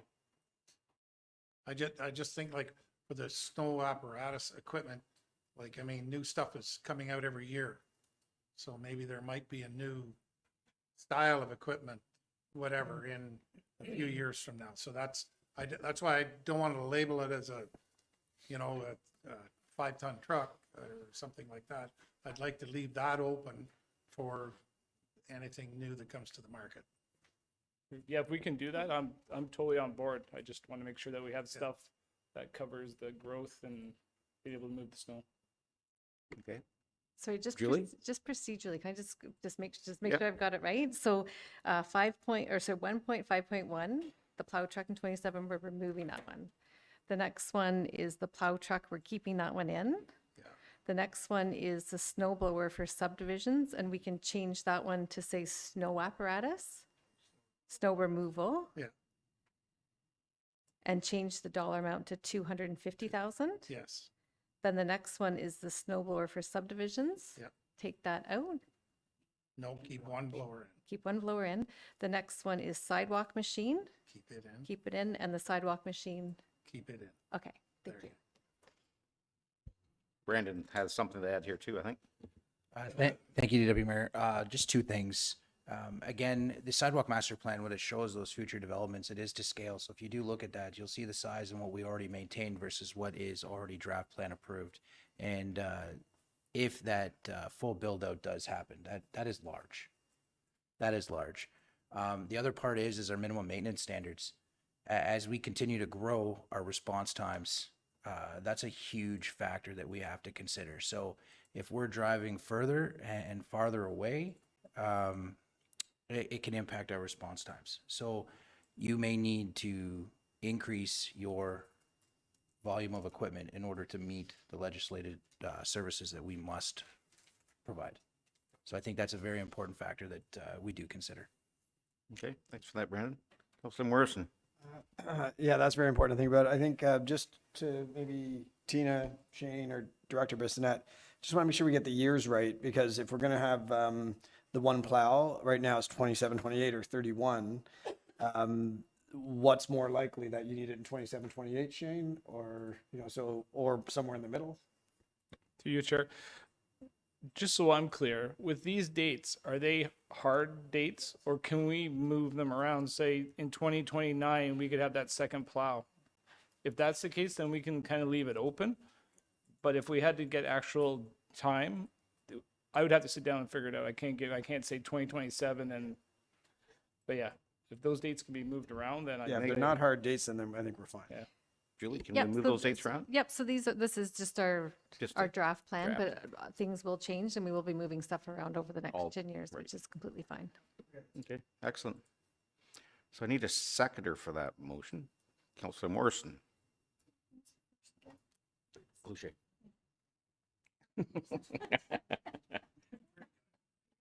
I had to help the clerk.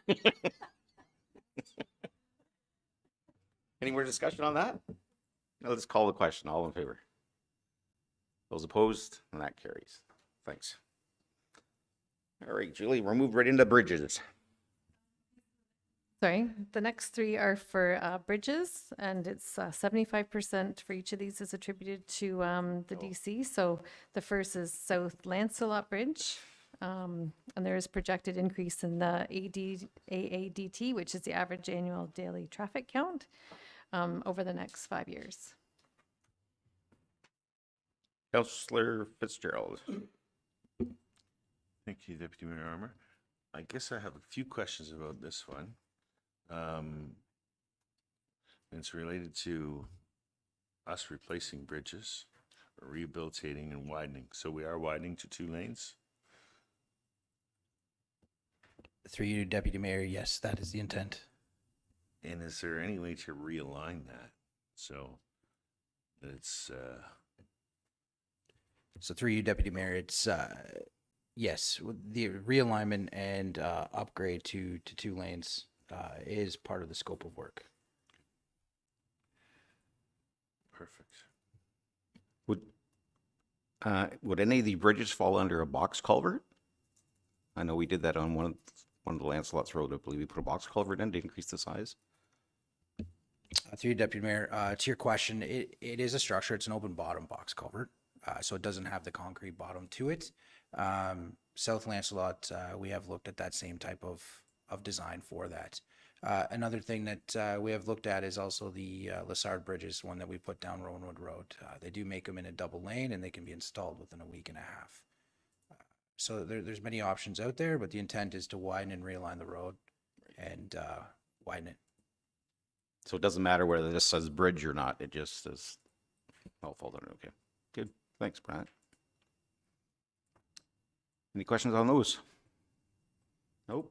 And we're down to the last one. Okay, so the last one is bus shelters. So there's 3 new bus shelters with locations to be determined at $15,000 each. So with the projected increase in new developments and population growth, the need for future bus shelters is required for the 10-year projection.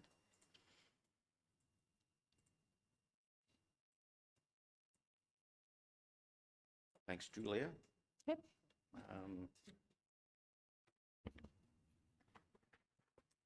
Any more questions on this? I think that's the end of it, isn't it?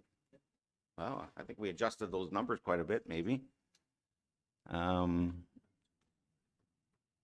Do you want me to go through the rest of the report? Yeah, please. Okay.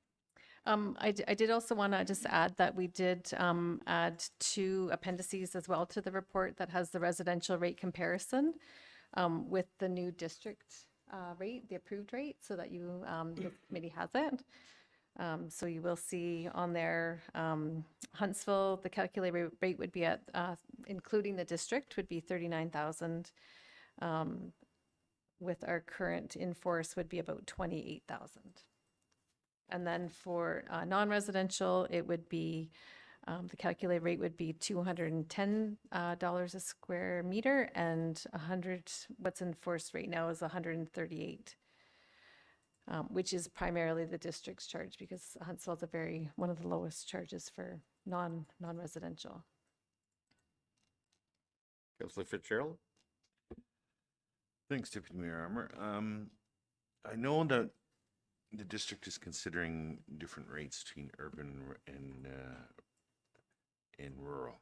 And I don't know if we've really addressed it or are going to address it. Yeah, I think there's a 7% reduction in rural area. Julie, do you want to answer the question? Thanks. Sure. I Julia? think, sorry, we talked about that, I believe with our consultant previously. We don't have an urban and rural rate. We don't have two different charges. We only have one charge. Whereas the district has areas that don't have water and sewer, so they have a different charge for that. So we only have one rate right now, and it's just the townwide rate. So we don't actually, so if we are looking at doing two separate rates, I think we're going to have to get really busy to get this done before the end of the year, because we don't have that calculated at this time. But the services would be the same that we're allowed to charge for within our DC. So I think I think our consultant steered us away from that, because you'd have to demonstrate why they're different. And it'd be very difficult to do that with the services that the town has in the study. if that makes And what we sense. provide, So you're, the service. Just go ahead. you're suggesting because district provides water and sewer, that it doesn't fall under our guise to have a different rate? Okay, well, that's kind of fair, but not really. Counselor Stone. Thank you. So I believe I heard earlier, but I just want to confirm. So we're waiting on the housing needs study, which is going to be presented December 9th. Because I would like to talk about some purpose-built rental and DC, and relieving some DC fees. But I can wait, provided that we can still make the changes to our DC bylaw after that date, after December 9th. So once we do make once council approves the DC bylaw, it does need to be approved before the end of this year. So I don't know that we would be able to have that meeting and approve this bylaw at the same time. Once council commits this bylaw, it is a 10-year bylaw. So if council does wish to change the bylaw over those 10 years, we will have to follow the legislative process, and you do have to open up the development charge study, background study again. If we have a policy that's outside of the DC bylaw, then we don't have to do that. So if we have say for affordable housing, if we make a change in our affordable housing policy, we don't even have that included in our bylaw. So we can do that at any time, which gives us a lot more flexibility. One thing I don't know if we mentioned just in the presentation, but in the legislation, there is, I actually think it was, just about the different percentages. So we have had rental units where we have given discounts already, and that's based on them being, or on the new legislation. So I believe we actually gave a 25% discount for development charges when there was rental. Okay, thanks for that. So Follow up? yeah, if I can. So if I want to talk about it now then. So I did have an idea that if a new developer was building a single-family home and built in a secondary suite, which helps our rental units and as an advantage to the purchaser would give them an income when they purchase their home. I think that would be an advantage on two sides. The developer gets the break and the buyer gets an income. If we could reduce DCs for that particular build. Is that possible? Sorry, just to clarify, it would be reducing the development charge for the single-family dwelling upfront, Correct. regardless of whether or not the second unit was ever going to be rented or no provisions attached to the second unit. So if they chose to build a single-family dwelling, and in that build, they made a secondary suite. So much easier to do when you're building from the outset. I think it's feasible to do that. I would suggest, though, that we do it as part of our affordable housing program and not through the DC bylaw. Yeah, I think I agree with that. Yep. Councilor Morrison? Yeah, I tend to agree. I think I love that idea by Councillor Stone. I think it would have a lot of support around this table. I think a bunch of initiatives that Director Maxwell is working on already, as well as some of us as well, will come to fruition. And I like the fact that Director Maxwell wants this to be a separate bylaw. Just the timing is where I think with Councillor Stone and myself, we'd like it to be done at the same time, but I think we have to get through this DC study But I think the tone around the table needs to be that we're going to look at exemptions for first-time buyers and look at all these different ways we can incentivize builds. On that one, I wonder if, to Director Maxwell's point, you look at, okay, a rebate once you have a signed lease, or is it just, hey, if the unit's built, we know it's going to be a rental at some point and we just have faith in that? That's up for discussion down the road, but I see the point on that. Yeah, that could fall in where people are building a one-bedroom with a den, right? So, and it's actually a two-bedroom they're building. Yeah, they could have fire-separated drywall and everything, call it an accessory suite and never put anybody in there, Right. right? It's just, it's a man cave, but. Yeah. Julie? Yeah, Julia. Sorry, I just wanted just to go along that lines is that it is beneficial to have a full program set up for these types of incentives, because what can happen is somebody can build it and then it never comes to fruition. So they actually get a discount.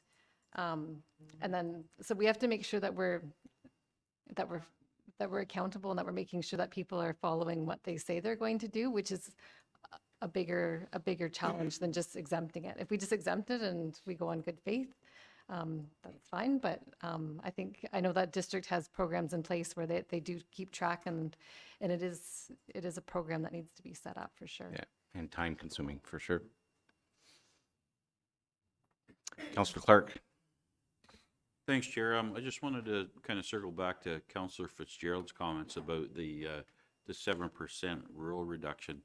I know that, so we're just talking about it here, but I know that there's a lot of rural residents that would like to sever property off for kids, parents, and are really concerned about the cost of DCs and how that's going to affect them to build. And I think we can all acknowledge the fact that most of the urban development is going to be done by, not all, but mostly developers. So I think it's worth a bit of a conversation and consideration around the rural reduction, so that we're not, putting so much financial pressure on people that are trying to sever a rural lot off for family members. Councillor Morrison? I think Director Maxwell will probably speak to this as well, but I'll talk, kind of come up at the district level. I think the best plan for that is to look at exemptions, for instance. If someone's building, severed a lot and built a $2 million home on South Wassios Lake Road, they don't need relief on DCs. But if somebody severed off a lot, gave it to their kids because they can barely afford to build a home, those are the people that should get exemptions. So at the district, they're looking at exemptions for first-time home buyers, but they were not going to give an exemption to somebody building their first home on already owned land. We pushed back, Huntsville pushed back on that, and it's going to come up for discussion, because we made the point of sometimes they're more in need of a reduction than the person buying their first home in Settlers Ridge for $800,000, right? So I think in that example, if it's somebody who's building their first home, that's the kind of exemptions we can look at. Director Maxwell, is that something that you've already considered? I mean, I know we had some discussions about. Thank you. Yes, we have. It does go back to what Director McKenzie said as well, though, that we don't know that if we're providing that exemption for someone and they built the house, but then in 6 months they sell it to somebody else, then the town is out that development charge, and there wasn't really any benefit to the original person who created the lot either. But the other side of that too is that the services that we're providing to the municipality as a whole through development charges are for both rural and urban residents, right? The people that live in the rural area are still coming to town. They're still using the trails and the parks and all the rest of it. So it's a difficult one to calculate how we could do that. Councillor Fitzgerald? I think we should make some bylaws with optimism in this area. Where the people are good out there and good things are going to happen. Councillor Stone? So another thought is we don't charge DCs on 400 square feet. A tiny home is 600 square feet or thereabouts, but they would be paying the same as a 4,000 square foot home, correct? They would be paying the same DCs. If somebody built a 600 square foot tiny home, would pay the same DCs as somebody building a 4,000, 5,000 square foot home. That, we did have that discussion with the consultant as well, and I think in one of our initial presentations, the question was if someone's building the $4 million house, they should be paying a higher rate than someone building a smaller unit.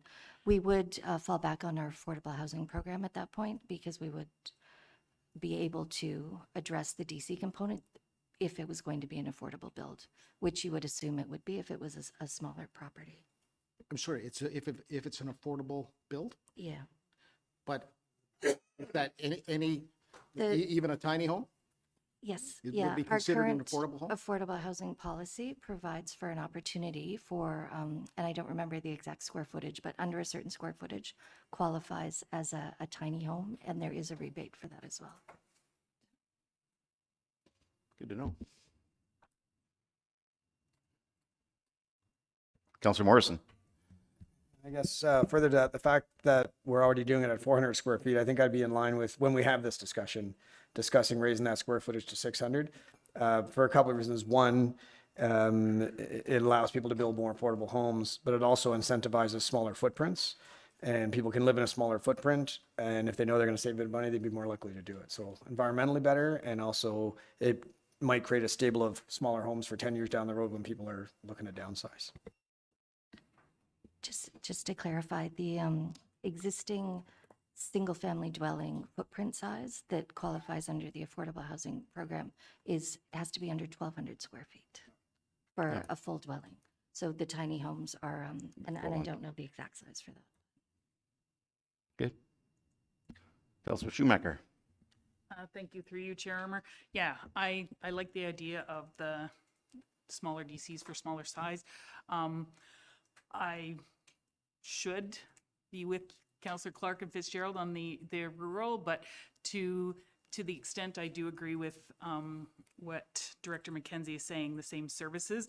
I know a former Councillor Schumacher that sat in this chair. At one point, there was talk of making development charges greater in the rural area to push development into the urban core. And so as long as it's equal, I'm happy. I don't want to see that sort of thing go back to a talk.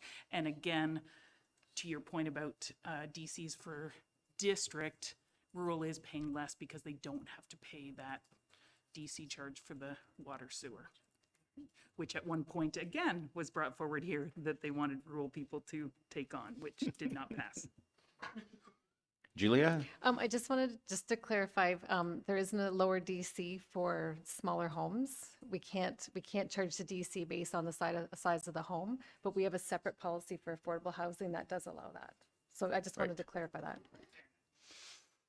All right. All right, let's move along. What's next? What do you have for us?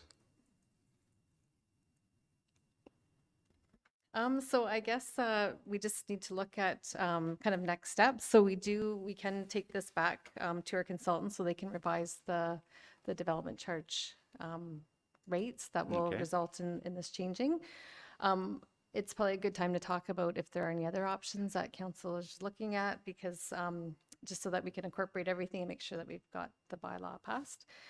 So other areas that we can look at are available is removing items from the list, which we've looked at, maintain the list or remove some lists, and discount the amount of development charges to be paid. You could phase in the charges over a period of time, or you could not charge development charges. So there are some options there. So I just wanted to, I guess, seek some further direction as we bring back the bylaw. Right. Wouldn't that be exciting if we didn't charge development charges for the next 5 years? 10. 10? Councillor Morrison. Yeah, I know in Sault Ste. Marie, they do not have development charges, and taxes for a standard home up there are about $8,000 because everything comes from the levy. But I think I definitely want to look at the option of phasing in. I do. And I want to look at the impact, because at the end of the day, we do know that the homeowner pays when this comes in, and we did have a significant increase at the district. So I think phasing in is something we definitely have to look at for sure. I'd agree with that for sure. Not sure of the time frame, but I think Bracebridge is doing it over 4 years, I believe, phasing. 7 years? Well, so. Any more comments around the table on that? Councillor Clark? Thanks, Chair. Yeah, I would agree with Councillor Morrison and Deputy Mayor Armour as well. I think that these increases are going to be very substantial, so I think anything we can do to try to offset the pain is key here. Yeah, absolutely. Julia? Sorry, just one more thing I just wanted to highlight from the report. When we did, and I was told to remind council of this at a previous meeting. So when we did the bylaw last time, the residential rate was discounted at 42.5%, and the non-residential was maintained at the previous rate, which was a discount of about 82%. So just in rough terms, if we hadn't discounted, what we did collect was $4.2 million. And over the same time, the 5 years, if we had charged the full rate, we would have had over 10 million. So I just wanted to remind council of that. Councillor Morrison? Provided we had the same amount of building permits. Right. Right. So if we have no building permits, we have no DC Yeah, coming in. So, but it is fine line. It just does show revenue loss. That's good for us to know what the impact would be if we look at a higher one. So next steps are you to follow through with this and bring back a recommendation or bylaw for us on what we should be charging on DCs? Are you looking at going right to the phasing in 100% over the next few years, or what are we thinking here? What are you thinking? So I'm just trying to go through procedurally. So if we bring back a bylaw with revised rates to the next committee meeting, I believe that you can't change it at that point. So I'm not sure if we want to bring back the revised rates at the next council meeting on the 24th and then approve them on December 9th. I just need further. Do you need direction from us where we'd like you to see you go with that? Right. Yeah.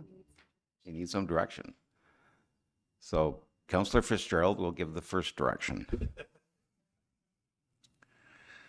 Well, I think that we've made it pretty clear we'd like it graduated in. And I think if we come back to council before the 9th and we have stepped increments where we can see the cause and effect incrementally from you, and then we can decide at that council meeting and bring it to the meeting on the 9th and pass it. Is that enough direction? I think that, is it, everyone in agreement there? That gives us enough time. Well, it doesn't give Julie enough time really, but then we'll see it all on paper, on the screen. This is what will happen at this rate, this rate, this rate. If we implement in, do we want year options in implementation as well? Councillor Morrison? I would second that because I still need to, there's going to be some adjustments made. We don't have them right now. I need that to come back with the new numbers. And I want to look at, like, do we want to raise non-residential? Offset not as big of an increase in like there's a lot of stuff to discuss. So I want to have an opportunity to have a robust discussion and not be said, here's the bylaw, you have to pass it. I will just Julia? clarify, you can't offset one rate to, you can't increase No. one rate to offset the other one. I just want. Yeah, I think that was one of the questions you asked him when he was here, and he told you couldn't do that. We kept can't, saying no to be me. we can't be too creative. So we're looking at bringing back the new rates. So I can't actually calculate them. I need the consultant to calculate Yep, the new that's fine, rates. yep. So we'll bring those back at the December meeting. Okay. I just want to, November meeting. Our clerk has a word to say. Has something to say, our Thank you, clerk. Deputy Mayor. So if you're going to bring it back at the council meeting on the 25th with more discussion on rates and stuff like that, and you pass the motion there, then you can bring back the December 9th, I think it is. Yep. If it doesn't happen there, then we'd have to have a special meeting Have a after. special meeting. But we could have a special meeting between that time if we had to. Right. Yeah, You couldn't bot between. we can't do in the Couldn't general. bot between.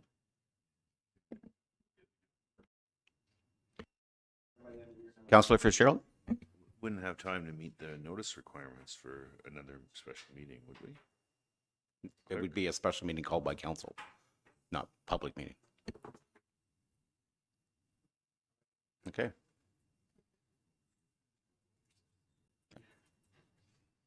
All right, not hearing any more. Great. So do I call the question? Okay.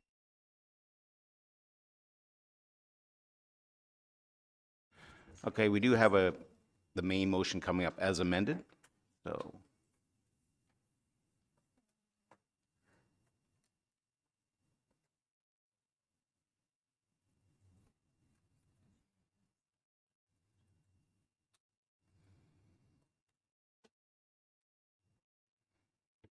So if I could, Deputy Mayor, if everybody just please look at this and make sure that I have it all correct. There's a lot of discussion.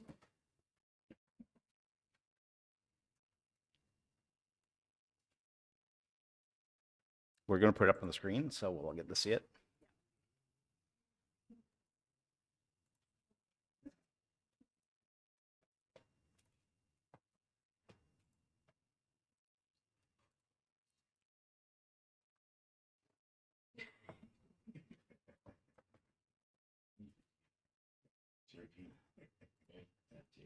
Oh, goodness.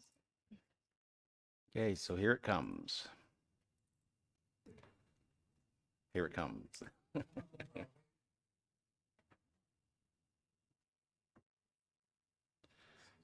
Okay, a lot in red.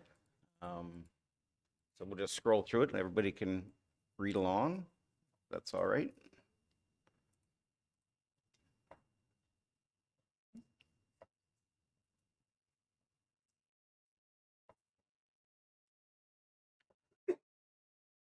Okay. That's good.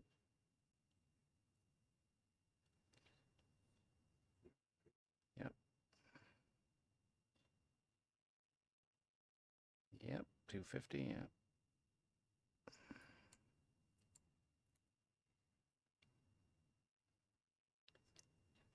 Okay. Any questions?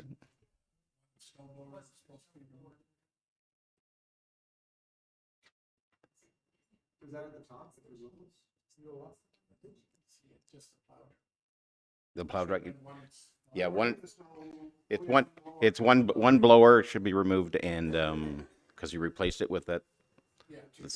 That's right. With that down below. There it is, snow removal equipment. So that's an add, right?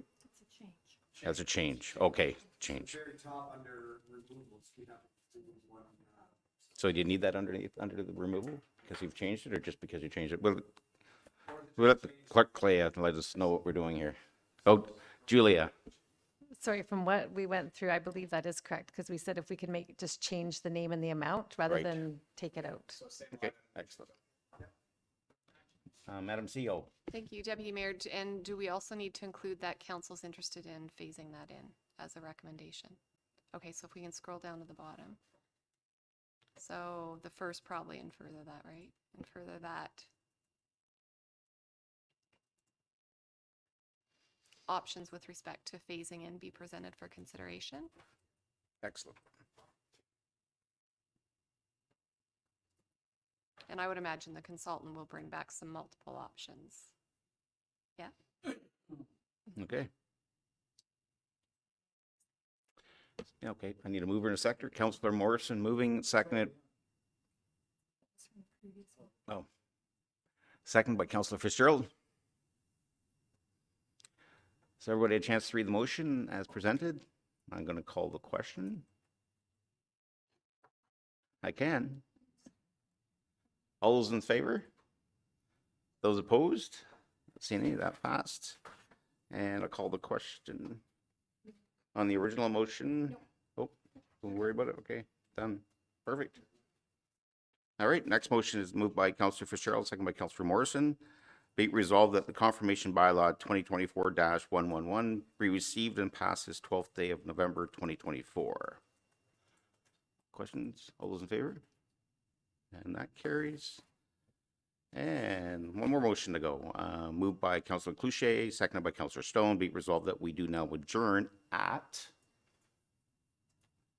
15:56.